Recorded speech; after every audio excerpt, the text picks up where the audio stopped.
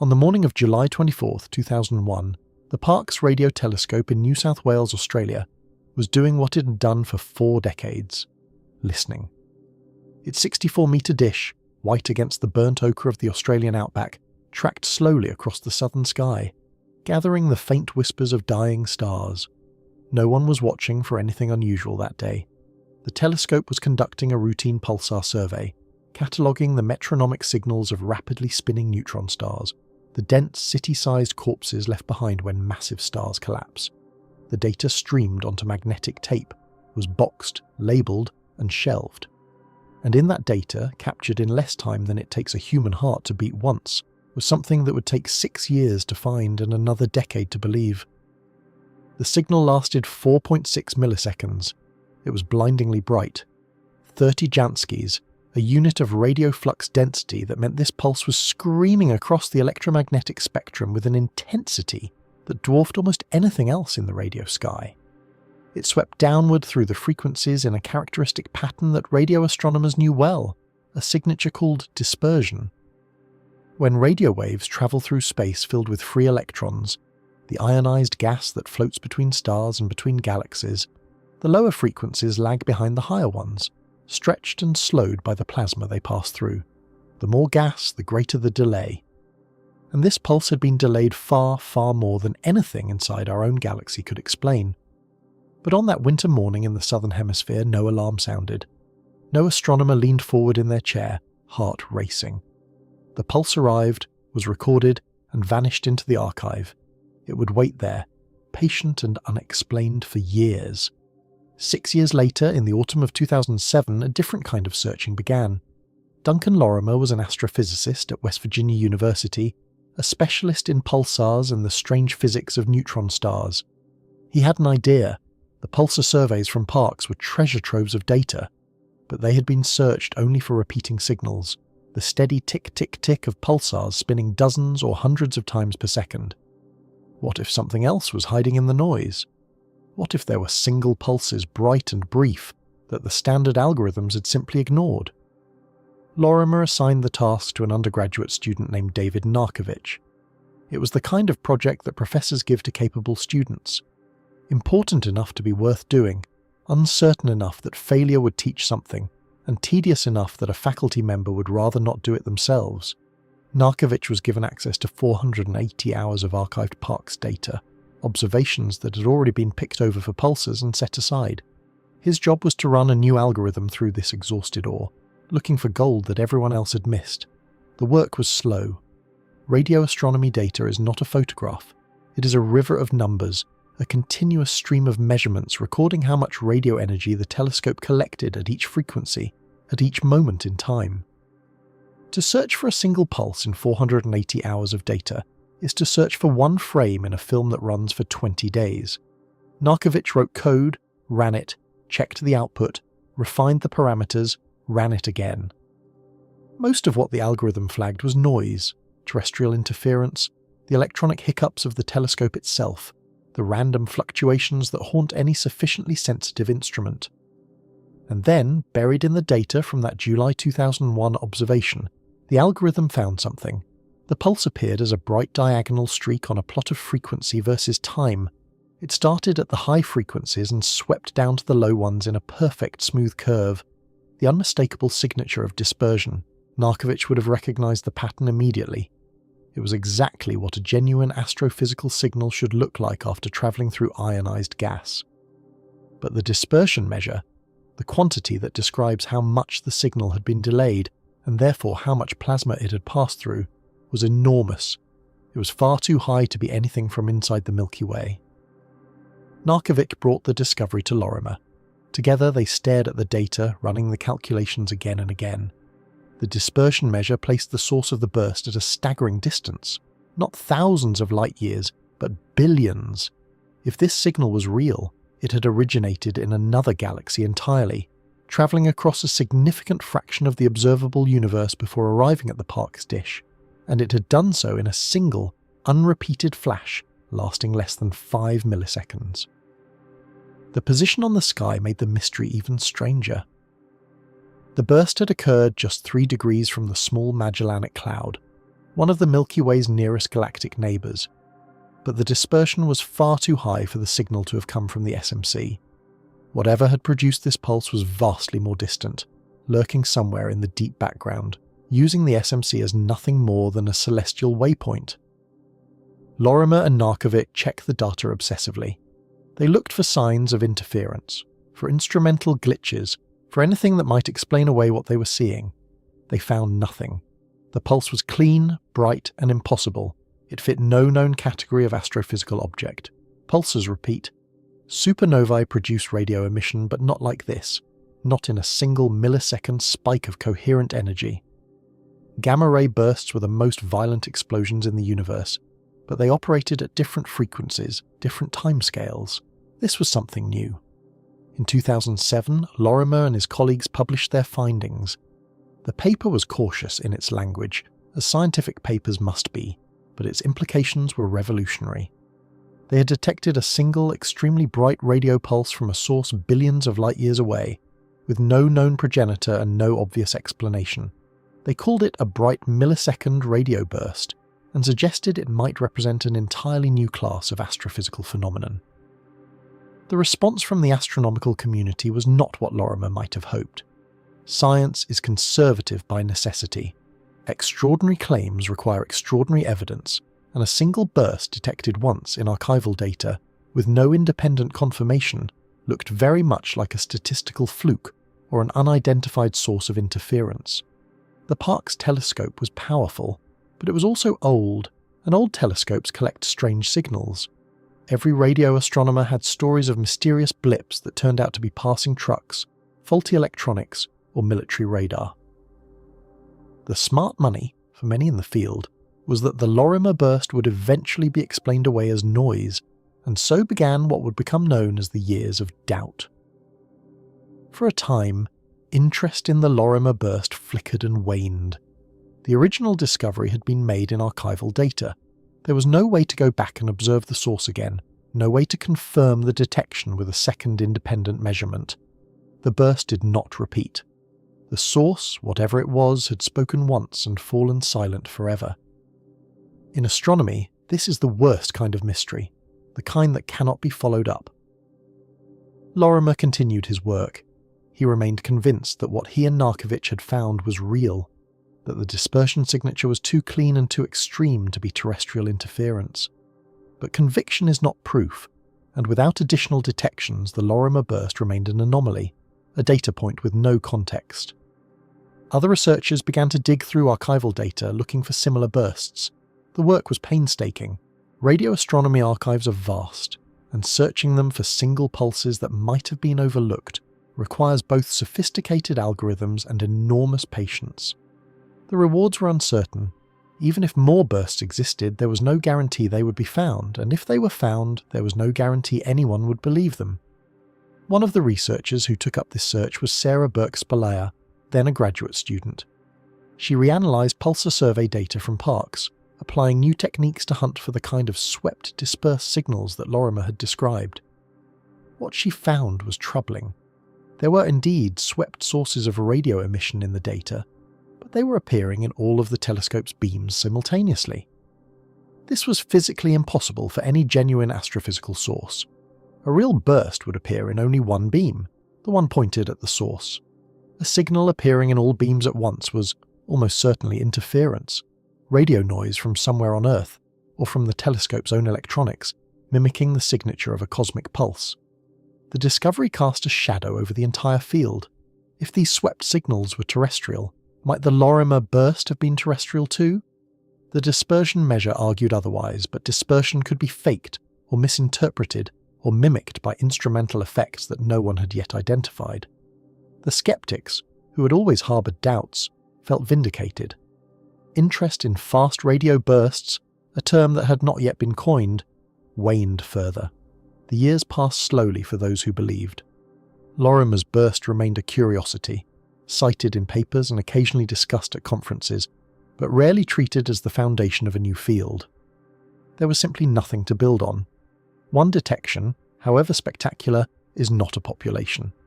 Without more bursts, there could be no statistical analysis, no pattern finding, no theoretical modelling grounded in data. The Lorimer burst was an island, unexplored and unreachable. During this period, the field of radio astronomy continued its work on other problems. Pulsar timing arrays were being assembled to detect gravitational waves. Surveys mapped the structure of our galaxy in radio wavelengths. New telescopes were planned and constructed. But the question of what had produced the Lorimer burst was largely set aside, filed under unsolved mysteries in the collective memory of the discipline. Then, in 2010, a paper appeared that threatened to bury the mystery entirely. Researchers at the CSIRO, the Australian government's scientific research agency, reported the detection of a new class of radio transient at Parkes. They called them peritons, after the mythological winged deer whose shadow fell on the Earth as that of a man. Peritons were millisecond duration bursts of radio emission, swept in frequency like the Lorimer burst, but with a crucial difference. They appeared to originate from somewhere nearby, not from the distant universe. Their properties were eerily similar to the Lorimer burst, so similar that some astronomers began to wonder if the two phenomena were related. The Periton paper did not claim that the Lorimer burst was a periton, but the implication hung in the air, unspoken but unmistakable. If local sources could produce signals that mimicked extragalactic bursts, how could anyone be sure that any given burst was real? The credibility of the entire category of fast radio bursts was called into question. For several years, the origin of the peritons remained unclear. They seemed to appear at random times with no obvious trigger. Their dispersion measures varied, but clustered around certain values that did not correspond to any known astrophysical structures. They were ghosts in the machine, haunting the data and sowing doubt. The resolution, when it finally came, was both embarrassing and clarifying. In 2015, a team of researchers at Parkes conducted a systematic investigation of the peritons. They found that the bursts occurred almost exclusively during business hours on weekdays. This alone was a striking clue. The universe does not keep a 9-to-5 schedule. The team began to suspect a human origin. Their investigation led them to the Parkes staff kitchen and the visitors' centre. There they found microwave ovens, ordinary domestic appliances used to heat food and beverages. Testing revealed that a periton could be generated when a microwave oven door was opened prematurely, before the magnetron had fully shut down, and when the telescope was pointed at an appropriate angle. The leaking radio waves from the oven's magnetron produced a swept signal that the telescope's receivers interpreted as an astrophysical burst. The microwave oven revelation was, in its way, a gift. It explained the peritons and, crucially, it exonerated the Lorimer burst. The timing and geometry of the original 2001 detection were inconsistent with microwave interference. The cafeteria's ovens could not have caused that burst. Whatever had produced the signal David Narkovich found in the data, it was not someone reheating their lunch. But the damage had been done, the years of doubt had taken their toll, the field had lost momentum, and researchers who might have devoted their careers to fast radio bursts had moved on to other questions. The handful of true believers continued to search, but they did so in relative obscurity, publishing to small audiences, chasing a mystery that most of their colleagues considered either solved or insoluble. And then, in 2013, the floodgates began to open. A team led by Dan Thornton at the University of Manchester announced the detection of 4 new bursts in Parkes data. These were not archival discoveries. They had been found in relatively recent observations, demonstrating that the phenomenon was not a one-time fluke.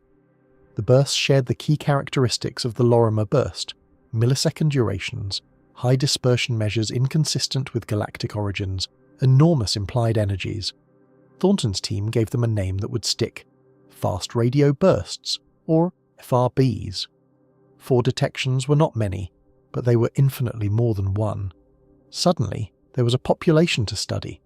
The bursts had different dispersion measures, different sky positions, different brightnesses. They were not identical, which argued against a single exotic source. They were not clustered, which argued against a local cause. They were scattered across the sky, suggesting that whatever produced them was cosmically ubiquitous. The 2013 paper landed like a stone in still water, sending ripples through the astrophysical community. Skeptics remained, but they were now fighting a rearguard action. The evidence for FRBs as a genuine astrophysical phenomenon was becoming difficult to deny. New searches were launched, telescope time was allocated. Graduate students were assigned to the problem. The years of doubt were ending.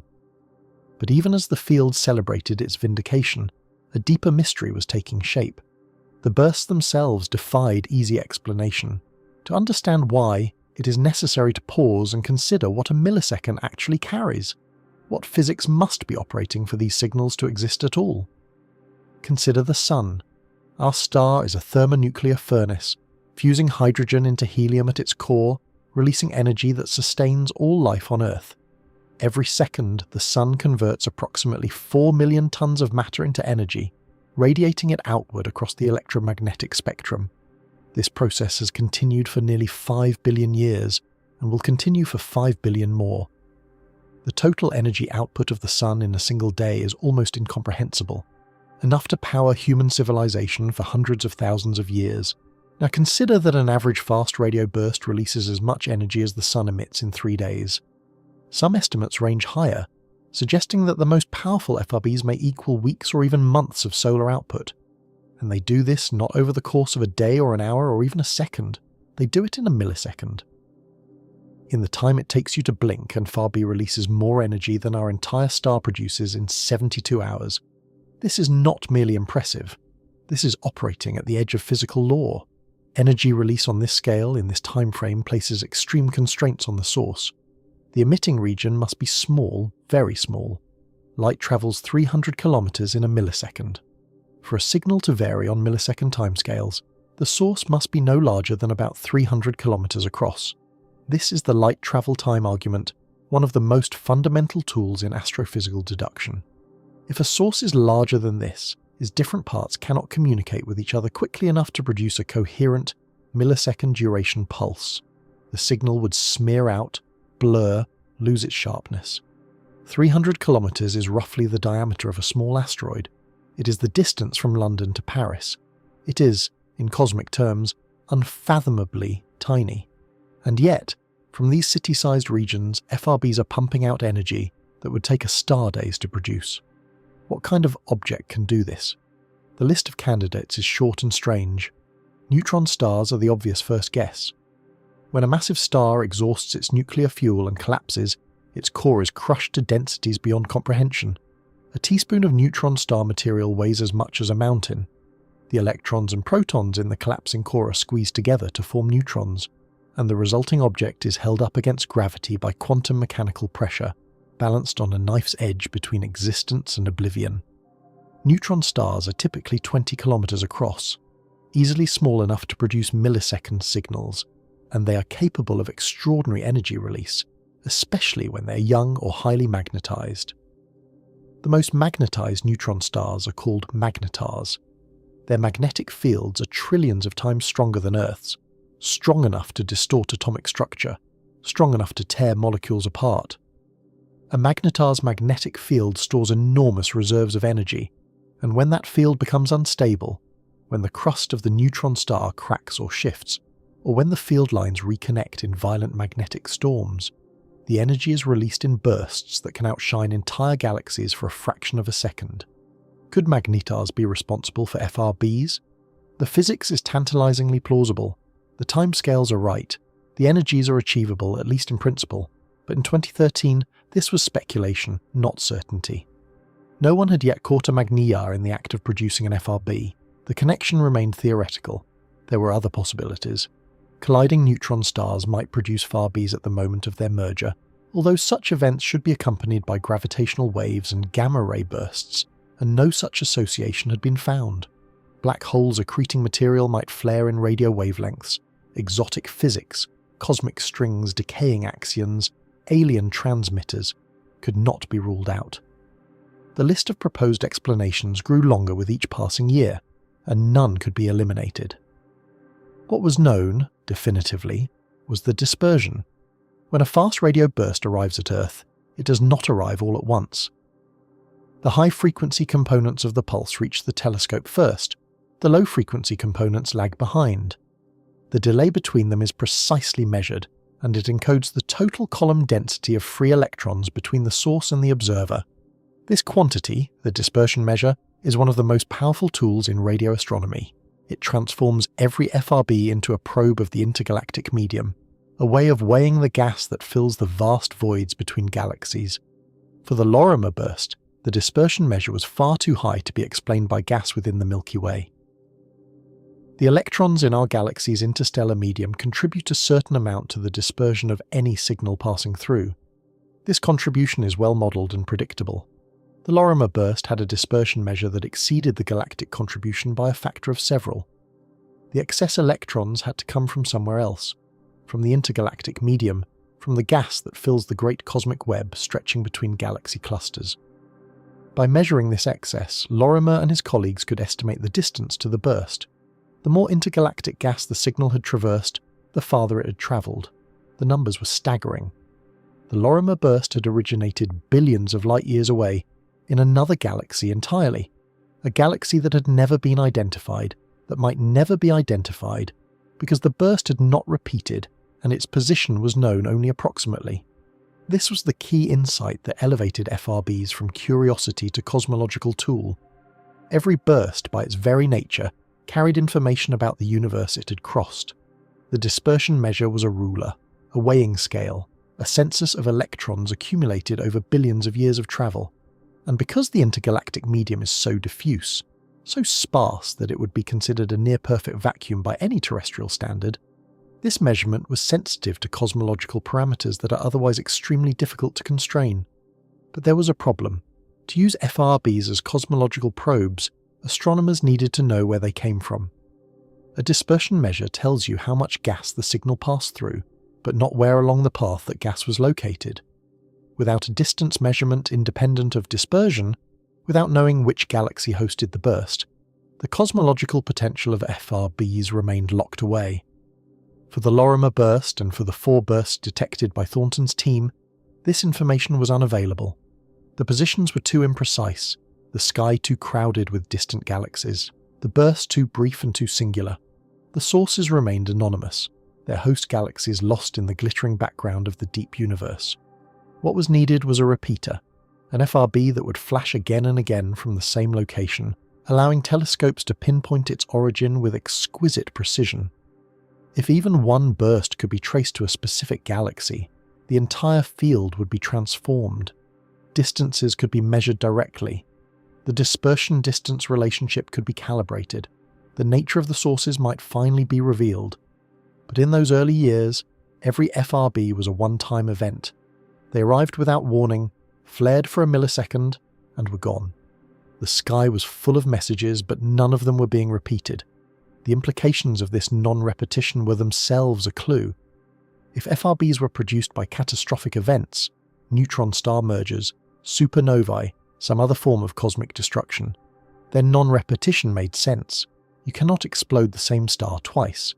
But if FRBs came from stable sources, from objects that survived the burst and could burst again, then the lack of repetition was puzzling. Were the bursts simply too rare, too infrequent, too faint in their subsequent appearances to be detected? Or was there something fundamentally different about each burst, some reason why the sources fell silent after a single flash? These questions would dominate the field for years. In 2013, they were unanswerable. The sample size was too small, the observations too sparse. Astronomers could speculate, could build theoretical models, could argue at conferences and in journals. But the universe was not yet ready to reveal its secrets. What the universe had revealed, unmistakably, was that something extraordinary was happening in the distant cosmos. Objects no larger than cities were releasing energy that would take stars days to produce. They were doing it in milliseconds. They were scattered across the sky, appearing at random times from random directions, their signals carrying the fingerprints of billions of light-years of travel. And they were doing it repeatedly. Not the individual sources, which appeared and vanished like ghosts, but the phenomenon itself, which kept delivering new bursts to anyone patient enough to watch. The years of doubt had been necessary. Science requires skepticism. Extraordinary claims must survive extraordinary scrutiny. The peritons, embarrassing as they were, had served a purpose. They had forced the field to examine its assumptions, to rule out prosaic explanations, to develop better tools for distinguishing real signals from interference. When those tools were finally applied, when the peritons were explained and the real bursts were confirmed, the foundation was solid. By late 2013, the question was no longer whether FRBs existed. The question was what they were, where they came from, and what they could teach us about the universe. The park's telescope continued to listen. Other facilities, Arecibo in Puerto Rico, the Green Bank Telescope in West Virginia, arrays of smaller dishes scattered across continents, turned their attention to the problem. The search for fast radio bursts became a global effort, a competition and a collaboration, a race to catch more signals and solve the deepest mystery in radio astronomy. And somewhere out in the cosmos, in galaxies too distant to name, in magnetars or merging neutron stars or phenomena yet unimagined, the sources continued to flash. They had been flashing for billions of years, sending their millisecond messages across the void, waiting for someone to notice. David Narkovich, the undergraduate who had found the first one, might not have known what he was starting. Duncan Lorimer, who had assigned the project and recognized its significance, could not have predicted where it would lead. They had discovered a new window on the universe, and through that window light was beginning to pour. The signal nobody was looking for had become the signal everyone wanted to understand. But understanding would require more than discovery. It would require confirmation, localization, and the patient accumulation of data that is the foundation of all empirical science. The Lorimer burst had opened a door. What lay on the other side was still shrouded in mystery. A room full of messages that no one could yet read. The work of translation had only just begun. In the kitchens and control rooms of Parkes Observatory, life continued in its ordinary rhythms. Observers heated their meals, monitored their instruments, and watched the data streams for the familiar signatures of pulsars. But now, some of them were also watching for something else. A diagonal streak across the frequency-time plot, a dispersion measure too high to be local, a flash too brief to be anything but extraordinary. The universe had spoken once in 2001 and been ignored. It had spoken again in 2007 and been doubted. It was about to speak again, louder and more frequently, and this time the listeners would be ready. The age of fast radio bursts was beginning. The Thornton paper landed in July 2013 like a stone dropped into still water, and the ripples spread instantly. 4 new bursts. Not one, not a possible fluke or an instrumental artifact, but 4 distinct events pulled from the same Parkes archive that had yielded the Lorimer burst 6 years earlier. Dan Thornton and his collaborators had sifted through the data with methods refined by years of hunting pulsars, and they had found what everyone had been hoping for and half the community had stopped believing in: confirmation. The universe really was crackling with these things. The numbers in that paper rewrote the field's sense of scale overnight. Thornton's team had done the statistics carefully, accounting for the limited sky coverage and the observation time and the sensitivity of the Parkes dish. When they worked backward from their 4 detections to estimate how many fast radio bursts must be occurring across the entire sky, the answer was almost absurd. Roughly 10 to the power of -3 per year per galaxy, they calculated, 1 burst every 1,000 years in any given galaxy. It sounded rare until you multiplied it by the billion or so late-type galaxies in the co-moving volume their burst could have come from. Then the rate became something else entirely. Hundreds of events per day, everywhere, all the time. The sky was not occasionally producing these millisecond flashes. The sky was saturated with them. The paper appeared in Science, and in the language of astronomy it gave the phenomenon its name. Thornton and his colleagues called them fast radio bursts, FRBs, and the term stuck immediately. It was precise without being presumptuous. Fast because the signals lasted only milliseconds. Radio because that was the band where they appeared. Bursts because they were transient, appearing once and gone. The name carried no theory, no claim about origins or mechanisms. It simply described what was observed. In a field that would soon be drowning in speculation, the neutrality was wise. The 4 new bursts shared the characteristics that had made the Lorimer burst so striking. Their dispersion measures range from 553 to 1104 parsecs per cubic centimetre, values that placed them far beyond the Milky Way, in the intergalactic medium where few electrons drifted, and vast distances were needed to accumulate such delays. The highest of these measures implied origins billions of light-years away, in galaxies so distant that their light had travelled for a significant fraction of cosmic history to reach the Parkes dish. And yet the bursts themselves were brief, coherent, powerful, the signatures of compact objects releasing staggering energies in almost impossibly short times. What the Thornton paper did was transform a single, peculiar event into a population. Populations can be studied statistically. They have rates and distributions and properties that can be compared to theoretical predictions. A single burst might be anything. 4 bursts from the same archive implied thousands of bursts in the data no one had analysed yet, tens of thousands in the archives of other telescopes, hundreds of thousands waiting to be caught by instruments not yet built. The universe had been doing this all along, pumping out radio flashes like some vast distributed network of beacons, and humanity had simply lacked the ears to hear. The reaction in the astronomical community was immediate and electric. Within months of the Thornton announcement, research groups around the world were pivoting their programs, reconfiguring their observational strategies, applying for telescope time to search for more bursts. Graduate students who'd been planning to study pulsars or quasars or galaxy clusters found themselves redirected to FRB hunting. Established researchers saw an opportunity and a competition. The field had been transformed from a backwater populated by a handful of true believers into one of the most exciting frontiers in contemporary astrophysics. This was the gold rush phase, and everyone wanted a claim. Arecibo, with its 305-metre dish nestled in the karst hills of Puerto Rico, began systematic surveys. The Greenbank Telescope in West Virginia allocated time to FRB searches. In Australia, Parkes doubled down on its accidental legacy, and plans began to form for new facilities optimised for transient detection. The competition was friendly but real. Each new detection would bring prestige, publications, citations, the currency of academic careers.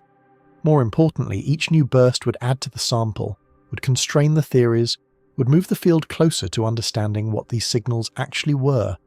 The theories proliferated as fast as the searches. If FRBs occurred hundreds of times per day across the sky, then their sources had to be common, or their events had to be repeatable, or both. The one-shot cataclysmic models, neutron star mergers, supernova explosions, collapsing objects, could still work if there were enough progenitors, but the rates would have to be high. Magnetar flares seemed promising. The Milky Way alone harboured perhaps a few dozen magnetars, and if each one produced a giant flare every few decades, the math might come close. But magnetar flares had been observed before, and they looked different. Longer wavelengths, different time signatures, less coherent pulses. Something was missing.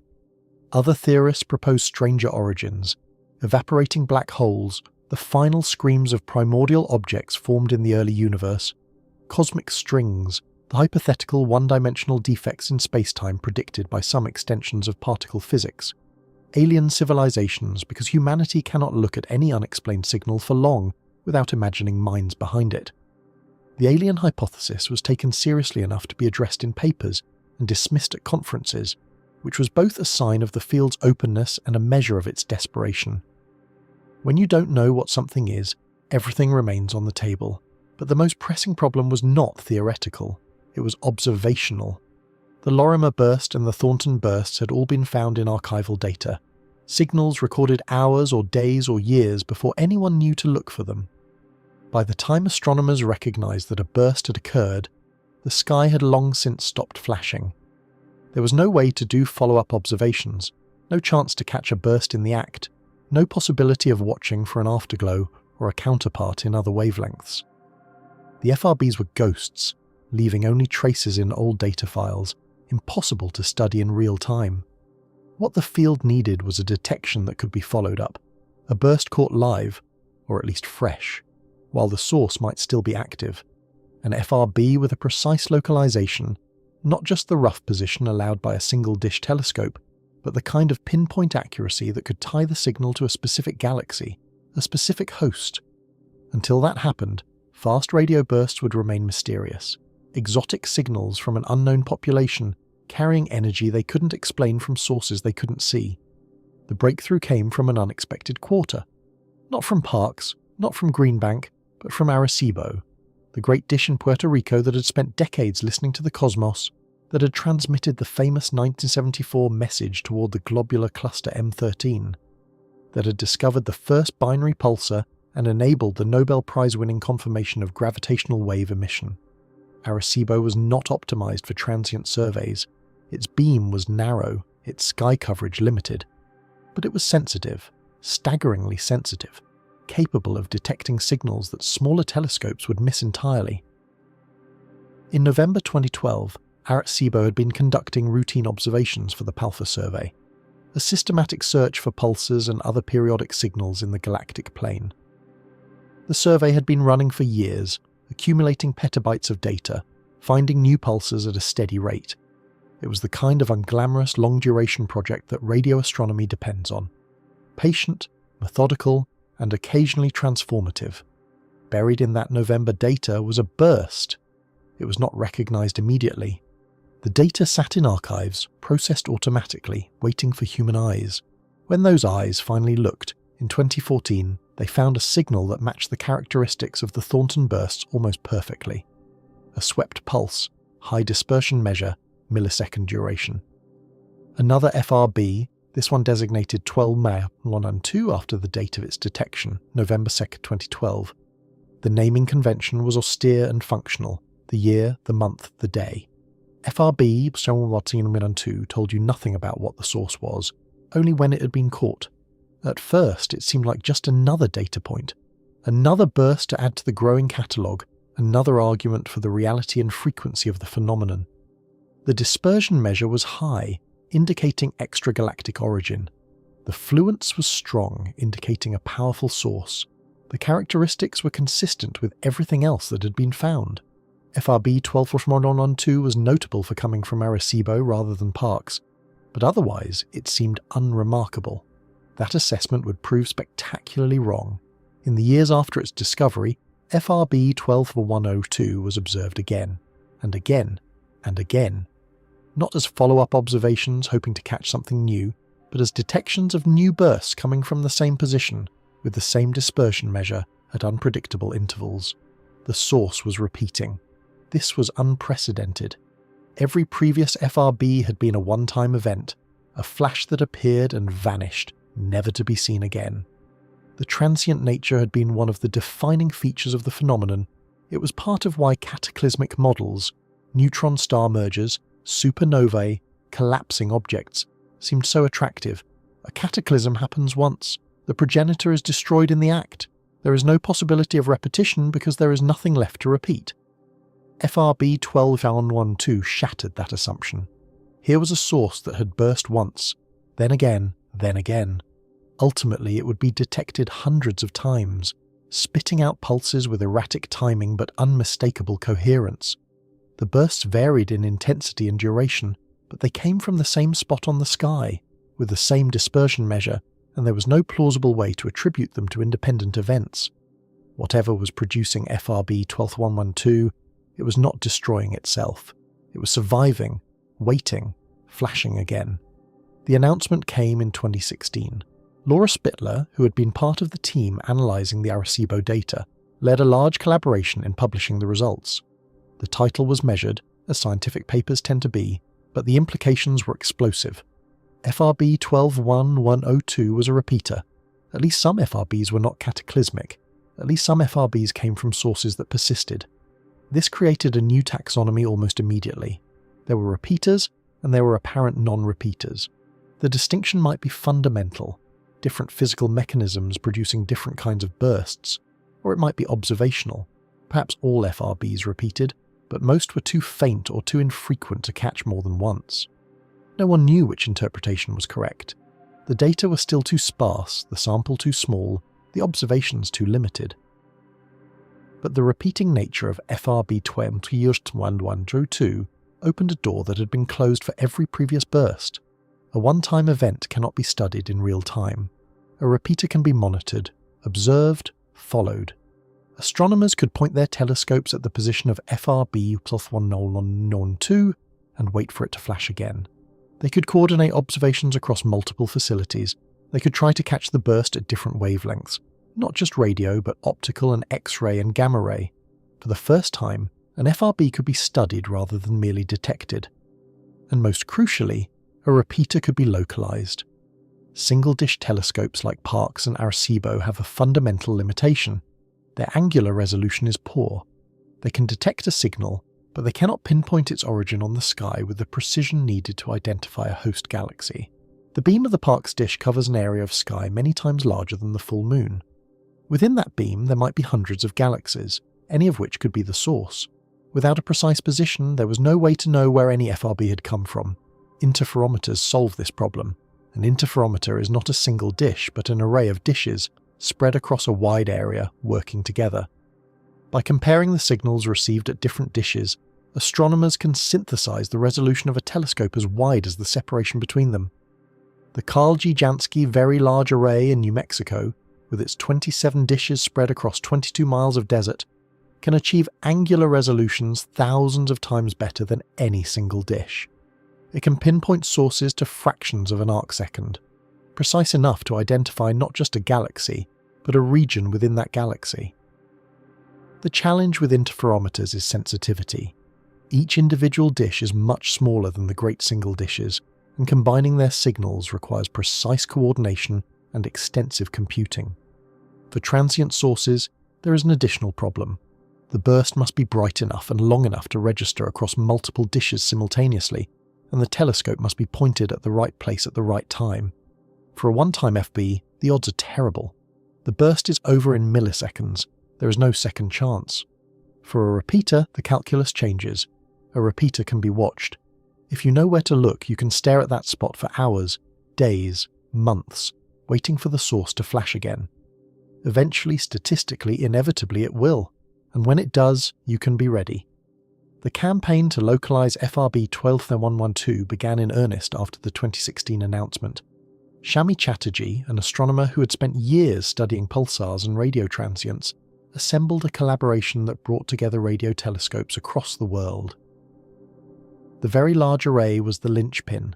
Its combination of sensitivity and resolution made it the only instrument capable of catching a burst and pinpointing it simultaneously. But coordinating the effort required patience, funding, and a willingness to gamble telescope time on a source that flashed unpredictably. Over 6 months, the VLA observed the position of FRB 12112 for 83 hours. 83 hours of staring at a single patch of sky, waiting for something to happen. Radio astronomy requires this kind of patience. The universe does not perform on demand. The sources flash when they flash, and the only response is to watch and wait and hope. The patience paid off. During those 83 hours, the VLA detected 9 bursts from FRB 12112. 9 flashes, each lasting milliseconds, each carrying the distinctive swept signature of a fast radio burst, each arriving from the same position with the same dispersion measure. And because the VLA was an interferometer, because it could synthesize the resolution of a dish miles wide, those bursts could be localized to an area of sky smaller than an arcsecond across. When Chatterjee and his collaborators matched that position against deep optical images, they found something remarkable. The bursts were coming from a faint smudge of light, a dwarf galaxy, irregular and low in heavy elements, sitting at a redshift of 0.193, 3 billion light-years away. The light that carried FRB 12112's signals had been travelling since the Earth was a lifeless rock, before oxygen filled the atmosphere, before the first multicellular organisms crawled from the primordial seas. This was the first localization, the first time any FRB had been tied to a specific host, the first time astronomers could study not just the burst itself, but the environment that produced it. The dwarf galaxy was interesting. It was small, perhaps 1/100th the mass of the Milky Way. It was active with star formation, churning out new stars at a rate disproportionate to its size. And within the galaxy, the position of FRB 12112 coincided with a persistent radio source, a compact object that glowed steadily at radio wavelengths, unlike the transient bursts themselves. The association was tantalizing. Perhaps the FRB source was embedded in some kind of nebula, surrounded by relativistic particles, producing both the bursts and the steady glow. Perhaps the persistent source was unrelated, a coincidence of projection. The data could not yet distinguish, but the localization established something crucial.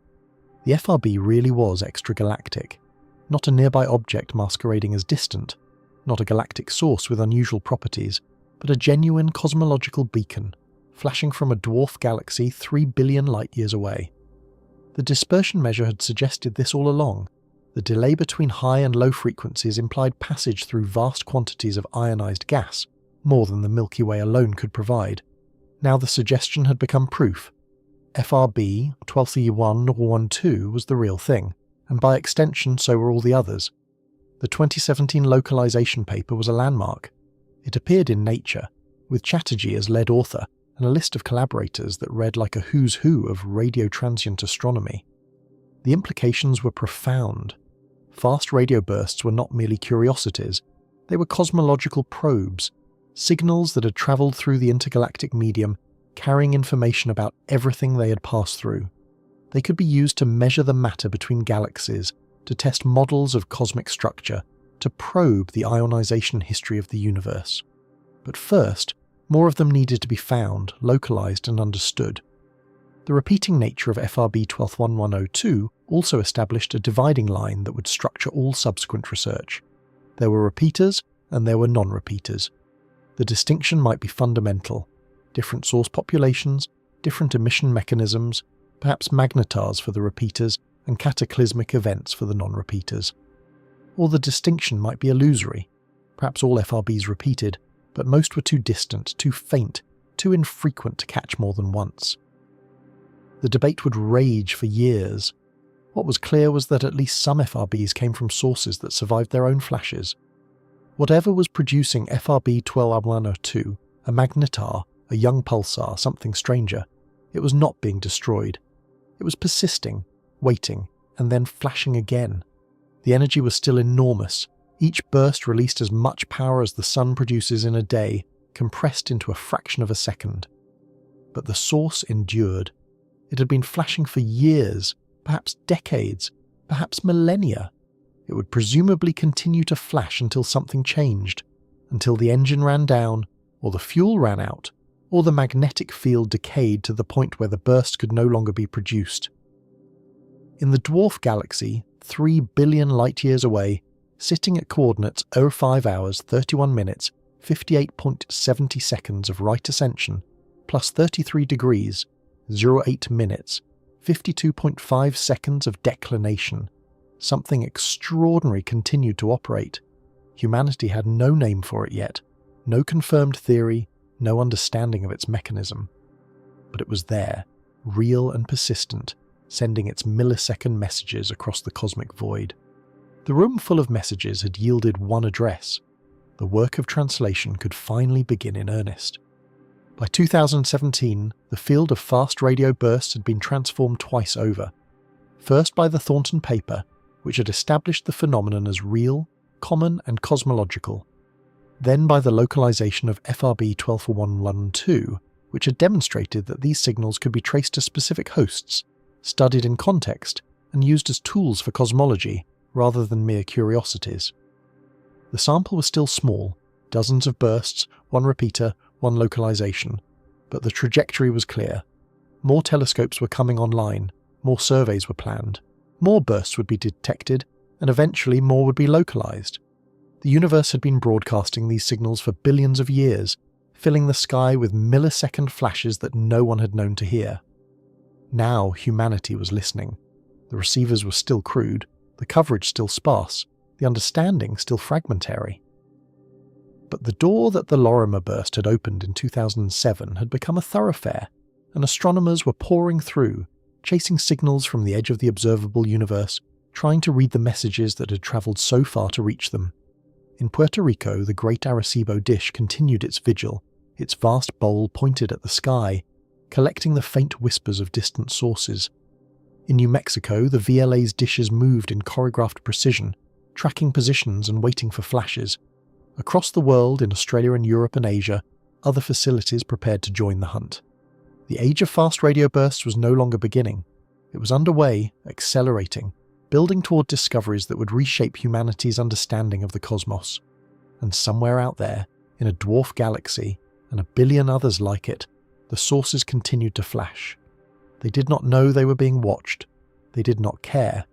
They were simply doing what physics demanded, releasing energy in ways that human science had not yet fully grasped, sending signals that carried more questions than answers. The dispersion in their pulses whispered of the matter between galaxies. The repetition in some of their patterns hinted at mechanisms that could survive their own violence. The sheer number of them, hundreds per day, perhaps thousands, suggested a universe far more active, far more dynamic, far more full of mystery than anyone had imagined before that afternoon in 2007, when Duncan Lorimer first saw the diagonal streak that changed everything. The translation was not complete. It might never be complete, but it had begun, and the listeners were learning 1 millisecond at a time. The dispersion measure of FRB 12-2 was not merely a curiosity. It was a measuring tape stretched across 3 billion light-years of space, and what it measured was not emptiness. The radio waves that arrived at Earth in those millisecond bursts had travelled through the cosmic void for more than 3 billion years, and every free electron they encountered along the way had left its mark. The lower frequencies arrived later than the higher ones, a few hundred milliseconds later in fact, and that delay, that spreading of the pulse across the radio spectrum, encoded information about everything the signal had passed through. Not just the host galaxy, not just the Milky Way, everything in between. This was the insight that would transform fast radio bursts from astronomical oddities into cosmological instruments. The universe between galaxies is not empty.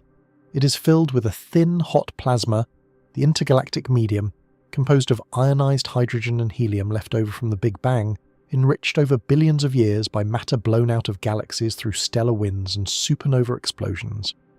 This gas is extraordinarily diffuse, far thinner than the best laboratory vacuum humanity has ever achieved, but it is not nothing.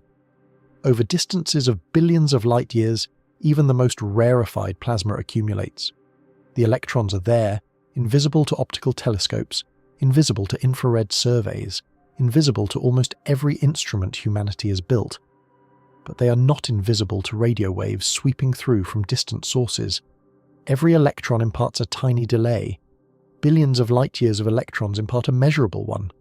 For decades, astronomers had struggled with what they called the missing baryon problem.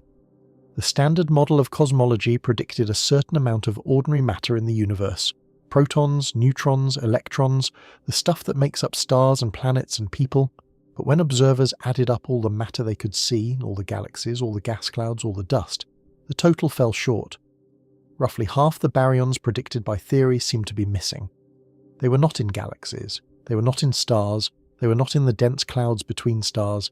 They had to be somewhere, but their hiding place remained elusive. The answer, theorists suspected, was the intergalactic medium itself. The missing baryons were not missing at all. They were simply too hot and too diffuse to emit or absorb light in ways that conventional telescopes could detect. They filled the vast spaces between galaxies, forming filaments and sheets that traced the underlying structure of dark matter, the cosmic web, as it came to be called, the scaffolding on which the visible universe was built. But suspecting the baryons were there and proving they were there were different things. The intergalactic medium was, by its nature, nearly impossible to observe directly. Fast radio bursts offered a way around this impasse.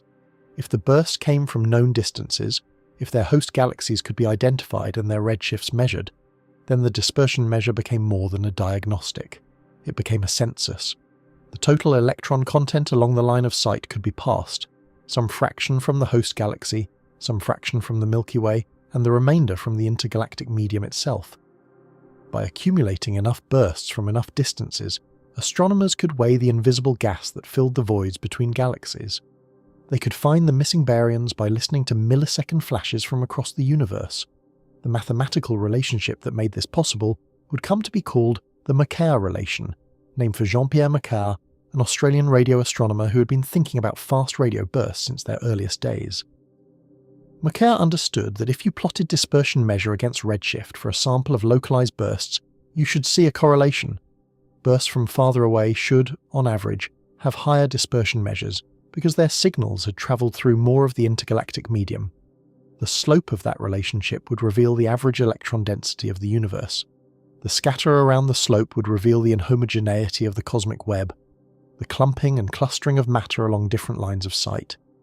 In 2020, Macquart and his collaborators published a landmark paper demonstrating exactly this. Using a sample of localized fast radio bursts, they showed that the dispersion measures tracked redshift in precisely the way the standard cosmological model predicted. The baryons were there, exactly where theory said they should be, filling the intergalactic medium in the expected quantities. After decades of searching, the missing matter had been found, not by building bigger optical telescopes or more sensitive X-ray observatories, but by listening to millisecond radio pulses from the edges of the observable universe. The implications were profound. Each fast radio burst, once localized, became a probe of the cosmic web along its specific line of sight. Some lines of sight passed through denser regions where filaments of gas connected galaxy clusters. Others passed through voids where matter was sparse. The scatter in the Macquarie relation encoded this cosmic geography, mapping structures that no telescope could image directly.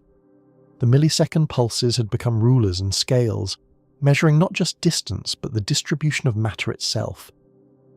This was the second layer of wonder beneath the first. The question of what fast radio bursts were had not been fully answered, but a complementary question had emerged. What could they do? Whatever their origin, magnetars, merging neutron stars, something else entirely, these signals were proving useful in ways their discoverers had never anticipated. They were cosmological tools, precision instruments for weighing the universe, their brevity and brightness making them ideal for probing the otherwise invisible medium through which they travelled. The universe had been sending these signals for billions of years, and now humanity was learning not just to hear them, but to read them, extracting information about the cosmos from every dispersed pulse. But reading them required catching them, and catching them required watching the sky in ways that no existing telescope was designed to do. The Parkes radio telescope, for all its historic importance, could only look at a small patch of sky at any given time. The Arecibo dish, vast as it was fixed to the ground. It could only observe sources that passed overhead as the Earth rotated. The VLA could localize bursts with extraordinary precision, but its field of view was narrow, suited to tracking known sources rather than waiting for new ones to appear. If fast radio bursts were as common as the statistics suggested, hundreds per day across the entire sky, then the handful being detected represented the merest fraction of the total. The sky was full of signals, but humanity's receivers were watching through keyholes. The solution required building new machines, not modest upgrades to existing facilities, not clever algorithms applied to archival data, but entirely new instruments conceived from the ground up for the specific purpose of catching transient radio signals over wide swathes of sky. The age of fast radio bursts demanded hardware that could watch not a single star, not a single galaxy, but hundreds of square degrees at once, waiting for the millisecond flashes that could come from anywhere, at any time, without warning or repetition. In the mountains of British Columbia, in a valley that had been chosen decades earlier for its radio quietness, construction began on what would become the most prolific fast radio burst detector in the world. The Canadian Hydrogen Intensity Mapping Experiment, CHIME as it would be known, was originally designed for a different purpose entirely. Its primary mission was to map the distribution of hydrogen across the universe, tracing the expansion history of the cosmos by measuring the faint radio glow of neutral hydrogen at different redshifts. For this purpose, the telescope needed a wide field of view and sensitivity to frequencies around 400 to 800 MHz, exactly the range where fast radio bursts were brightest. The engineers building CHIME made an unconventional choice. Instead of the traditional parabolic dish that most radio telescopes employed, they constructed 4 enormous semi-cylindrical reflectors, each 20 meters wide and 100 meters long, oriented north to south like half pipes at a skate park. The reflectors were fixed to the ground. They could not track individual sources across the sky, but they did not need to. As the Earth rotated, the entire sky passed overhead, and the reflectors collected radio waves from a strip of sky more than 200 square degrees in extent. Along the focal line of each cylinder, 256 dual polarization feeds captured the incoming radiation, feeding it into a digital processing system of unprecedented scale. CHIME began science observations in 2018, and the impact was immediate. Within its first year of operation, the telescope detected 536 fast radio bursts, more than all previous detections combined. The numbers were staggering. Where the field had struggled for years with handfuls of events, CHIME was finding 2 or 3 bursts every day, week after week, month after month. The trickle had become a flood. the statistical uncertainties that had plagued early studies evaporated as the sample size grew from dozens to hundreds. For the first time, astronomers could study fast radio bursts as a population, looking for patterns and correlations that had been invisible when each burst was a precious rarity. The CHIME collaboration released its first catalogue in 2021, documenting the burst from that initial year. The diversity was immediately apparent. Some bursts were bright, others hovered at the edge of detectability. Some showed complex structure, with multiple peaks arriving in rapid succession. Others were simple pulses, rising and falling in a few milliseconds. Some repeated. CHIME discovered new repeaters regularly, adding to the handful known from Arecibo, while others flashed once and vanished forever. The sky was not merely active, it was polyphonic, filled with signals of different characters and cadences, each one a message from a source billions of light years away. On the other side of the world, in the remote outback of Western Australia, a different approach was taking shape. The Australian Square Kilometre Array Pathfinder, ASCAP, was an array of 36 dish antennas, each 12 metres in diameter, spread across 6 kilometres of red desert. Unlike CHIME's fixed cylinders, ASCAP's dishes could point and track, but that was not their most innovative feature. Each antenna was equipped with a phased array feed, a cluster of receivers that could form 36 simultaneous beams on the sky, each pointing in a slightly different direction. The result was what the engineers called fly's eye mode. Instead of staring at a single patch of sky, ASCAP could watch 36 patches at once, vastly increasing its chances of catching a transient event. This configuration was ideal for a different kind of fast radio burst science. Where CHIME excelled at detection, catching as many bursts as possible from the widest possible field, ASCAP excelled at localization. When a burst arrived, the signals from all 36 antennas could be combined with precise timing, using the technique of very long baseline interferometry to pinpoint the source's position on the sky. For the brightest bursts, ASCAP could achieve arc-second accuracy from a single pulse, precise enough to identify which galaxy, and often which region within a galaxy, the burst had come from. The combination was powerful. CHIME found the bursts, ASCAP localized them. The dwarf galaxy that hosted FRB 1241 Nilo 2 was no longer unique. One by one, other fast radio bursts were being traced to their homes. Massive spiral galaxies, compact ellipticals, star-forming dwarfs, galaxies that looked nothing like each other. The diversity of hosts complicated simple theoretical models but enriched the scientific return. Each localization added another data point to the Macquart relation. Each host galaxy offered clues about the environment that had spawned the burst. Together, CHIME and ASCAP represented a new generation of instruments built specifically for the transient sky. They were not the only ones. Around the world, other facilities were adapting or being constructed with fast radio bursts in mind. The European LOFAR array, operating at lower frequencies, searched for the signatures of bursts sweeping through the bottom of the radio spectrum. The Meerkat array in South Africa, a pathfinder for the full square kilometre array, joined the hunt with exquisite sensitivity. In China, the 500-metre aperture spherical telescope, FAST, brought unmatched collecting area to bear on known repeaters, recording bursts too faint for any other instrument to detect. The global network of observers expanded, each facility contributing its particular strengths to the collective effort. The sky had to be watched differently before it would speak, and now it was being watched as never before. The millisecond messages were arriving by the hundreds, each one carrying information about its source, its journey, and the cosmos through which it had travelled. The age of fast radio bursts had entered its industrial phase, and the data were accumulating faster than any single team could analyse. But detection and localization, however impressive, were still descriptive. They could tell astronomers where the bursts came from and how many there were, but they could not explain what produced them. For that, the field needed to catch a source in the act, to observe a fast radio burst alongside emission at other wavelengths, connecting the radio signal to a physical phenomenon that could be studied by other means. The repeaters offered hope, since they could be monitored continuously, but none had yet been caught producing anything other than radio waves. The non-repeaters by definition offered only a single chance, and that chance was almost always missed. Then, in April of 2020, the cosmos provided an answer closer to home.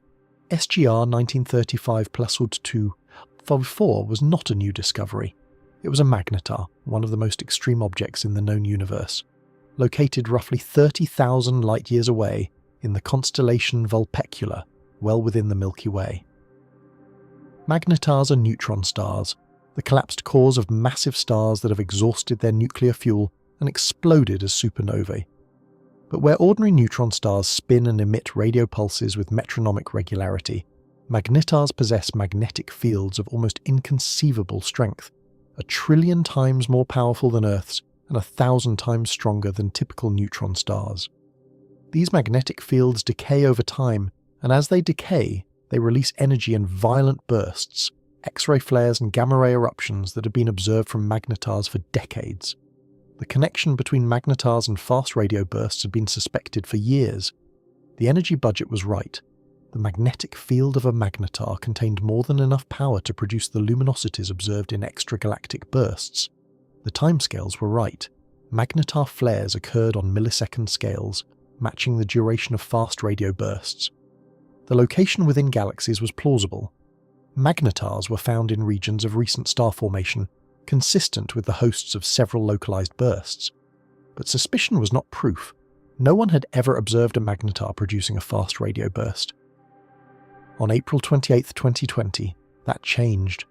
SGR 1935 +2-154 had been active for days, producing a series of X-ray bursts that had caught the attention of high-energy observatories around the world. Astronomers knew it was flaring. Magnetars did this from time to time, entering periods of heightened activity before settling back into quiescence. But on that April morning, something unprecedented happened. Alongside one of the X-ray bursts, a 1-second-long flare detected by multiple space-based observatories, the magnetar produced a radio pulse. Not a faint signal buried in noise, but a brilliant flash. Orders of magnitude brighter than any radio emission ever detected from a galactic magnetar. Chime caught it. The burst swept through its receivers at 400 to 800 MHz, showing the characteristic downward sweep of dispersion that marked a genuine astrophysical signal. The dispersion measure was low, consistent with a source within the Milky Way rather than billions of light-years away, but the morphology was unmistakable. It looked exactly like a fast radio burst. Simultaneously, the STARE-2 experiment in California, a small array designed specifically to search for galactic fast radio bursts, recorded the same event.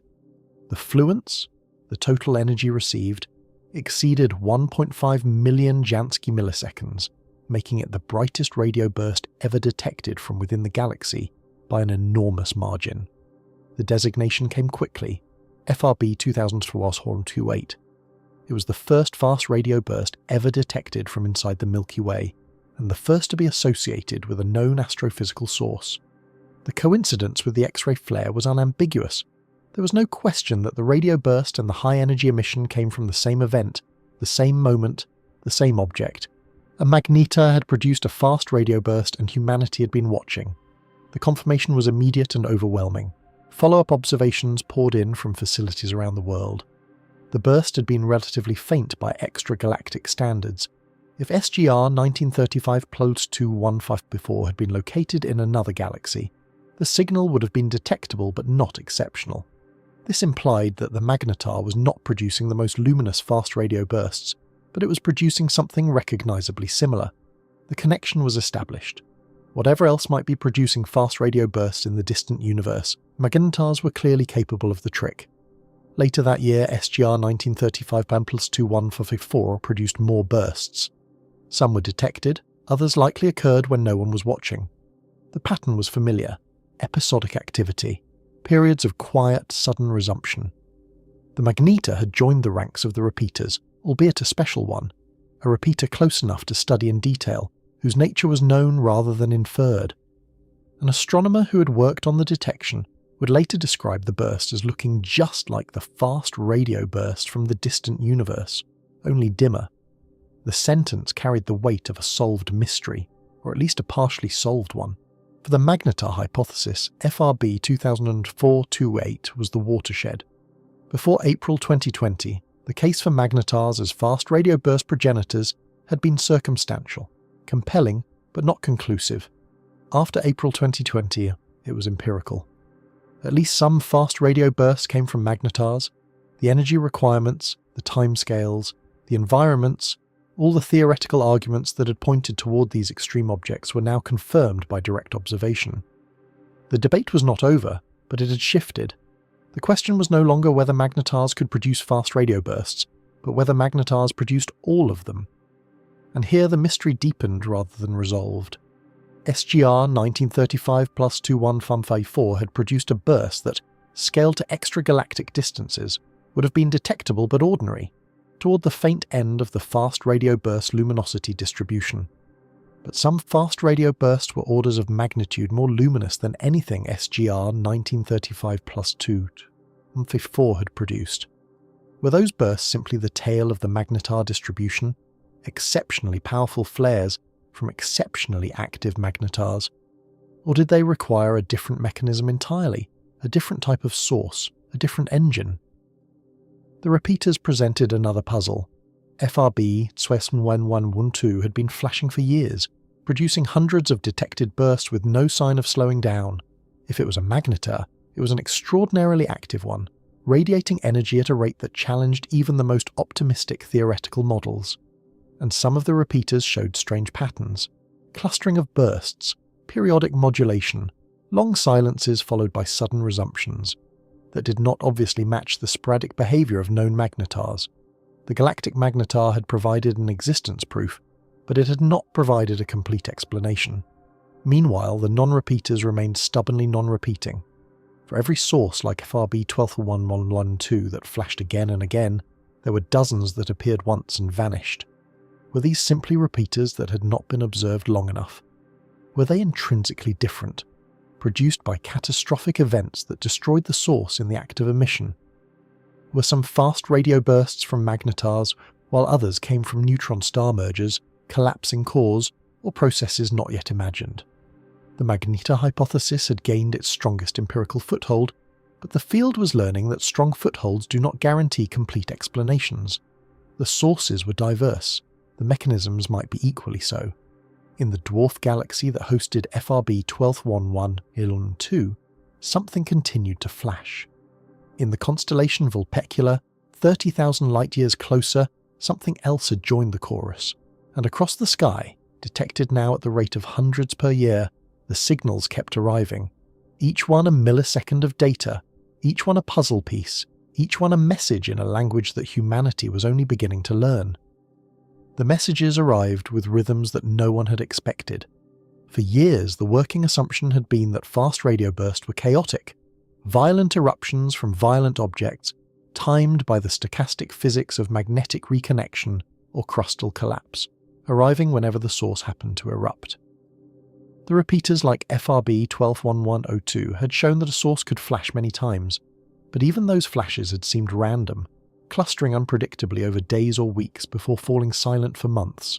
There was no periodicity, no schedule, no sense that the universe was keeping appointments. Then the patterns emerged. The first hints came from FRB 18091 JL01 a repeater discovered in 2018 during the first operational months of KIME. The source had been identified in the ongoing torrent of detections that the Canadian telescope was producing, just one more entry in the catalogue of repeating sources. But as the months passed and the observations accumulated, something strange became apparent. The bursts were not arriving randomly, they were arriving in clusters, and the clusters were spaced with uncanny regularity. 4 days of activity, then 12 days of silence, then 4 days of activity again. The cycle repeated, again and again, with a precision that seemed almost mechanical. The period was 1635 days. When the pattern was first identified, the researchers involved approached it with appropriate caution. Astronomical data is full of spurious periodicities, artifacts of observing cadence, weather patterns, equipment cycles, the rotation of the Earth itself. A source that seemed to pulse every 16 days might simply be a source that happened to be active whenever the telescope was pointed in its direction. The test was prediction. If the periodicity was real, the active windows should recur at calculable times, observations could be scheduled in advance, The source would either comply or it would not. It complied. Chime tracked FRB Kitianis non wangsect through multiple cycles, and the pattern held. Active phases began on schedule, within the uncertainties of measurement. The source was not merely repeating, it was repeating on a clock. This was unprecedented. No fast radio burst source had ever shown anything like it. Pulsars were periodic, of course, spinning with metronomic precision, their lighthouse beams sweeping past Earth at intervals measured in milliseconds or seconds. But pulsars repeated on timescales of their rotation, the spin period of a compact object. 16 days was something else entirely. No neutron star rotated that slowly. Whatever was causing this periodicity was not the rotation of the source itself. The implications were immediate and unsettling. A period of 16 days implied structure on a scale far larger than a neutron star. It implied geometry, something that changed over the course of weeks, something that repeated, something that modulated the visibility or the emission of the bursts themselves. The theories proliferated. Perhaps the neutron star was precessing, wobbling on its axis like a top, its emission beams sweeping through different orientations over the course of the cycle, visible to Earth only during certain phases of the wobble. Precession was known to occur in other neutron star systems, though typically on much shorter timescales. The physics was plausible but not perfectly fitted. Perhaps the source was in a binary system, a neutron star orbiting a companion, the companion periodically blocking or absorbing the radio emission as it passed between the source and Earth. A massive companion with a 16-day orbital period would produce exactly this kind of windowing effect. Bursts visible when the geometry was favourable, invisible when the companion intervened. The binary model was attractive because it provided a natural mechanism for periodicity without requiring any exotic physics. Binary neutron stars were common. Binary periods of weeks were common. All that was required was the right alignment. Or perhaps the periodicity arose from something in the immediate environment of the source, an accretion disk, a stellar wind, a cocoon of plasma that modulated the escape of radiation. The neutron star might be embedded in material that was transparent only during certain phases, opaque at others. The 16-day period would then reflect the dynamics of that environment, rather than the geometry of an orbit or the wobble of a spin. What could not be avoided was the conclusion that FRB 1809-16 was not a simple object. It was part of a system. It operated within a framework that involved timescales of weeks, structures larger than city-sized remnants, interactions between components. The source had architecture. The host galaxy reinforced this impression of normalcy and strangeness. Follow-up observations localized FRB 1809-16 to a massive spiral galaxy, similar to the Milky Way, located between 457 and 500 million light-years from Earth. This was close, by fast radio burst standards, less than a sixth of the distance to FRB 121102, close enough for detailed study. The galaxy was unremarkable, a spiral disk with ongoing star formation, the kind of galaxy where neutron stars would naturally form in abundance. There was no extreme environment here, no peculiar dwarf galaxy or exotic nuclear region. The source was simply embedded in a normal galactic neighbourhood, pulsing on its 16-day schedule, behaving as if periodicities were the most natural thing in the universe. During the active phases, observers trained multiple instruments on the source, searching for counterparts at other wavelengths. X-ray telescopes looked for the high-energy emission that might accompany magnetar flares. Optical telescopes searched for any transient brightening. The results were negative. The bursts arrived in radio frequencies, and radio frequencies alone. Whatever was producing them was not simultaneously producing detectable X-rays or optical flashes. This constrained some models while leaving others viable. The processing magnetar could still work, the binary companion could still work, the environmental modulation could still work. None were definitively ruled out, and none were definitively confirmed.